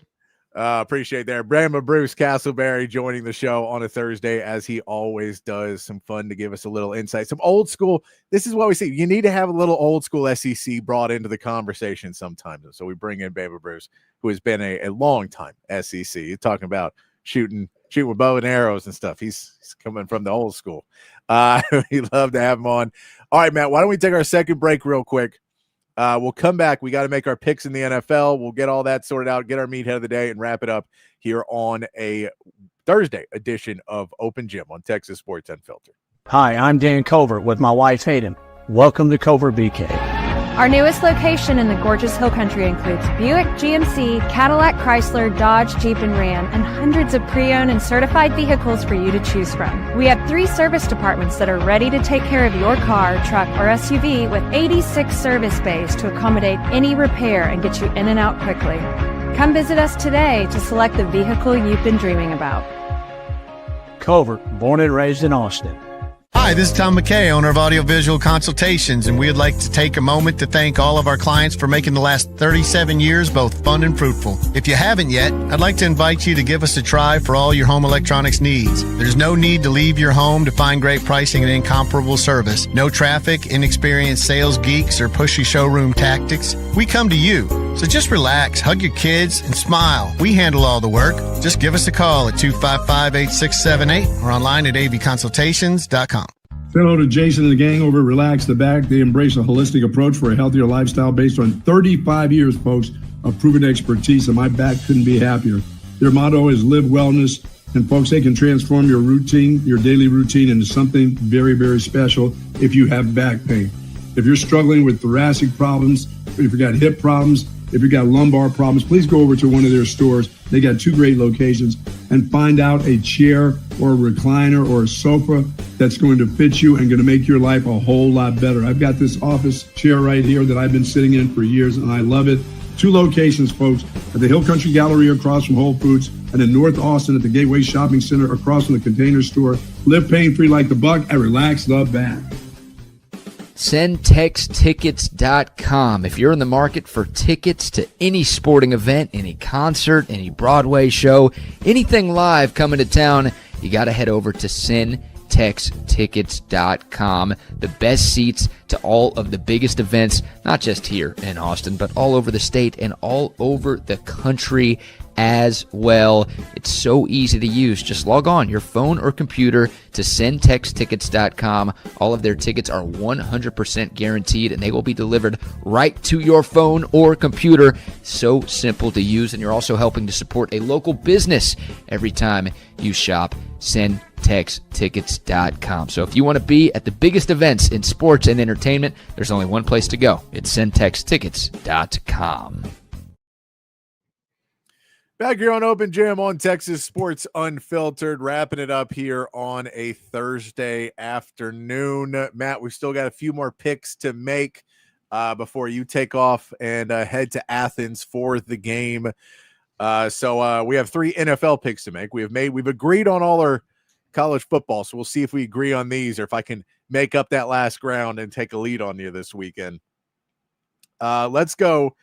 Bears at Vikings. Vikings favored by 2.5 points in this game. we'll see the Vikings have been playing backwards and forwards. They're sometimes playing better, sometimes playing worse. They talk about J.J. McCarthy being the guy, and then all of a sudden he's not the guy. And the Bears have been able to make some big plays late in games to get wins. What do you like, Bears, Vikings? I really don't want to pick J.J. McCarthy. It makes me sick to my stomach, but I'm going to do it.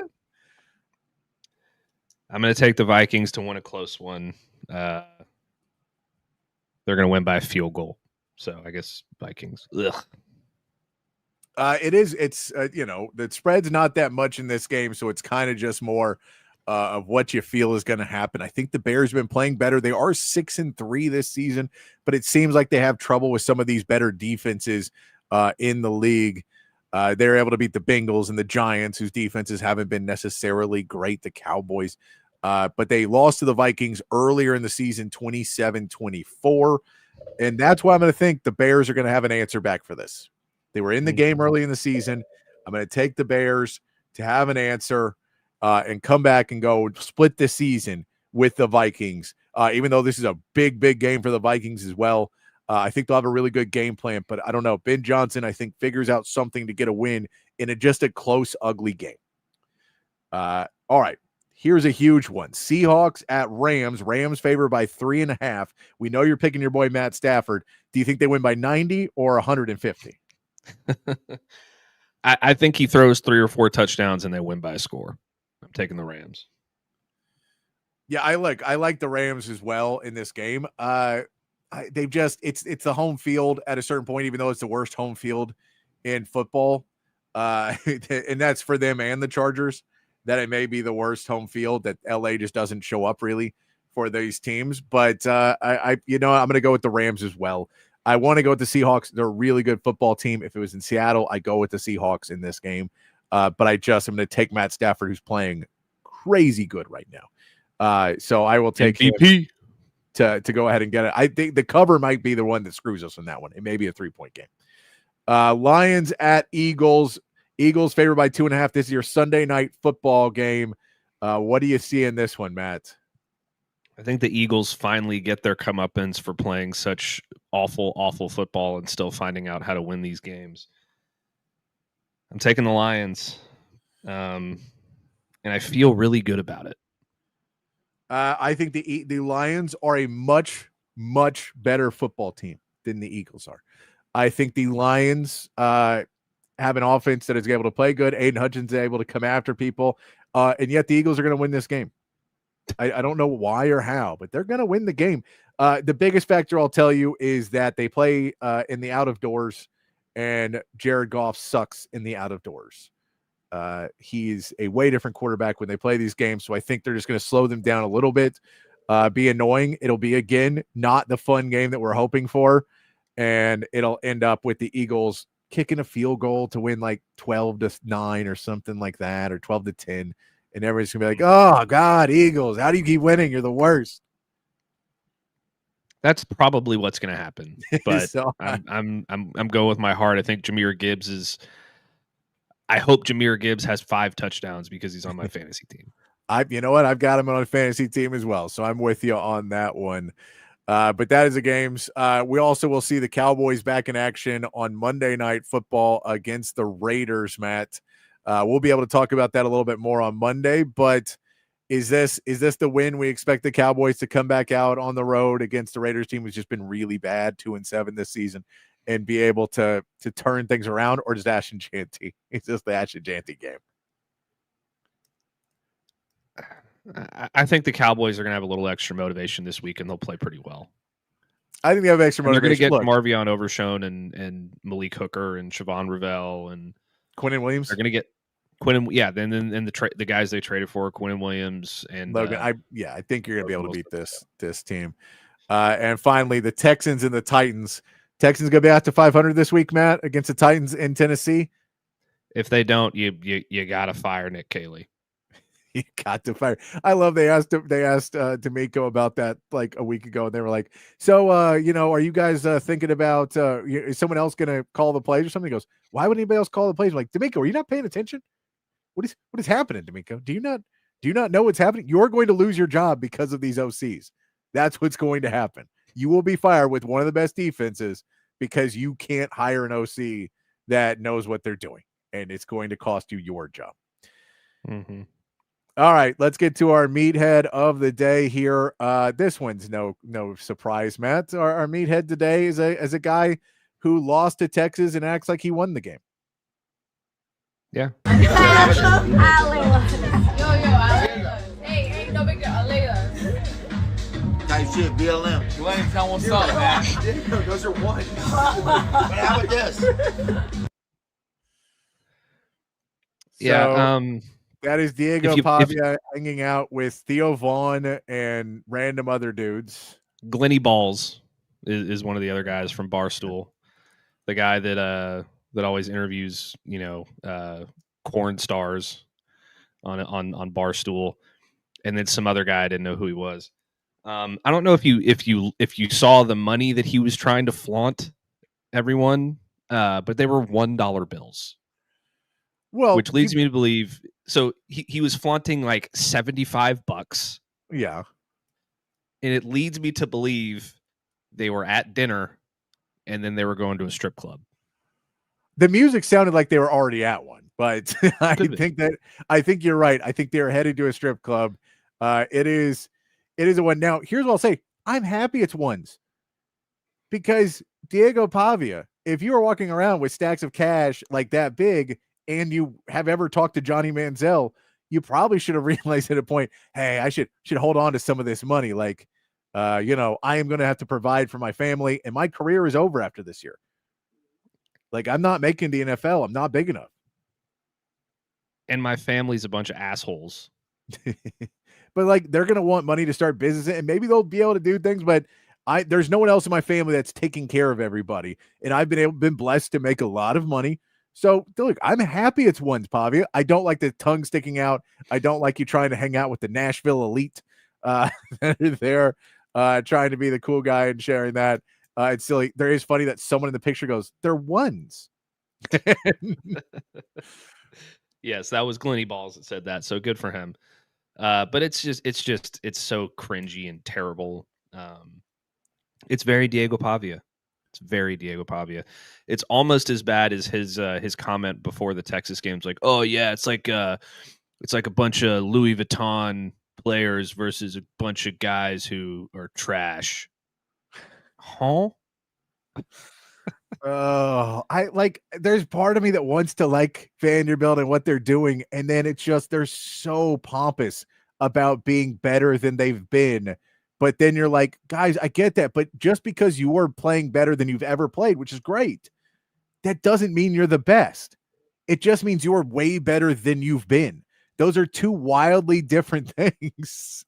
And so that like they have this attitude like, well, we've already won 3 natties. And you're like, you've just not lost games that you normally lose. That's all you've really done. And congratulations. Again, if I'm Clark Lee, I am running away from this program as fast as I can because I understand that meal ticket's going to expire real soon. Yeah, he can't pull a Matt Campbell and stick around too long. He needs to go take the Penn State job after this season and be happy with it.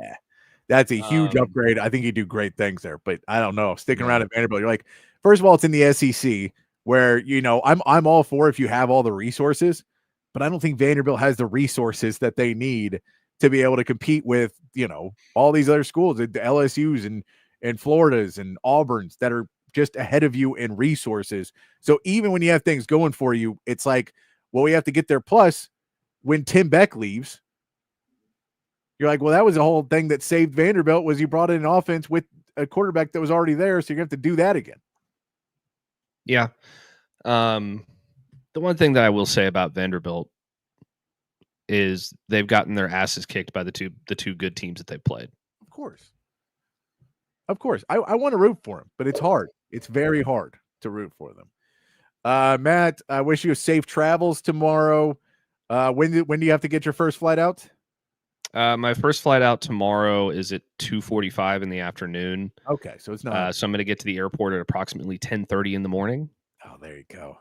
And then my flight back is at 11 a.m. So I'm staying with Brooks at his place, which is about an hour and a half from Atlanta. So I'm going to have to rent a car and drive over there and do that whole thing. But once I get there, it's going to be a lot of fun. Athens is a super cool place. So I'm excited about it. No, I'm looking forward to hearing the stories that you have from being at Athens. Hopefully, it'll be stories of you and Chip being run out of the building by angry Georgia fans after a Texas win. Well, hopefully, we will hear all that. Man, Steven from Fanatic Perspective will be on the show tomorrow to round out the week. We'll talk more Texas and Georgia during that. I'll give my pick, which I'm not going to tell Matt until tomorrow. He doesn't get to know. We're already starting to put it in the group chat, Pat. So you better get it in there. I'll get it in tomorrow. I don't have to get it in early. Who has to get it in early?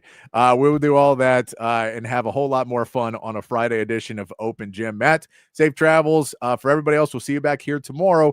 But until then, be kind, be safe, keep your underwear clean, and we'll see you right back here tomorrow for more from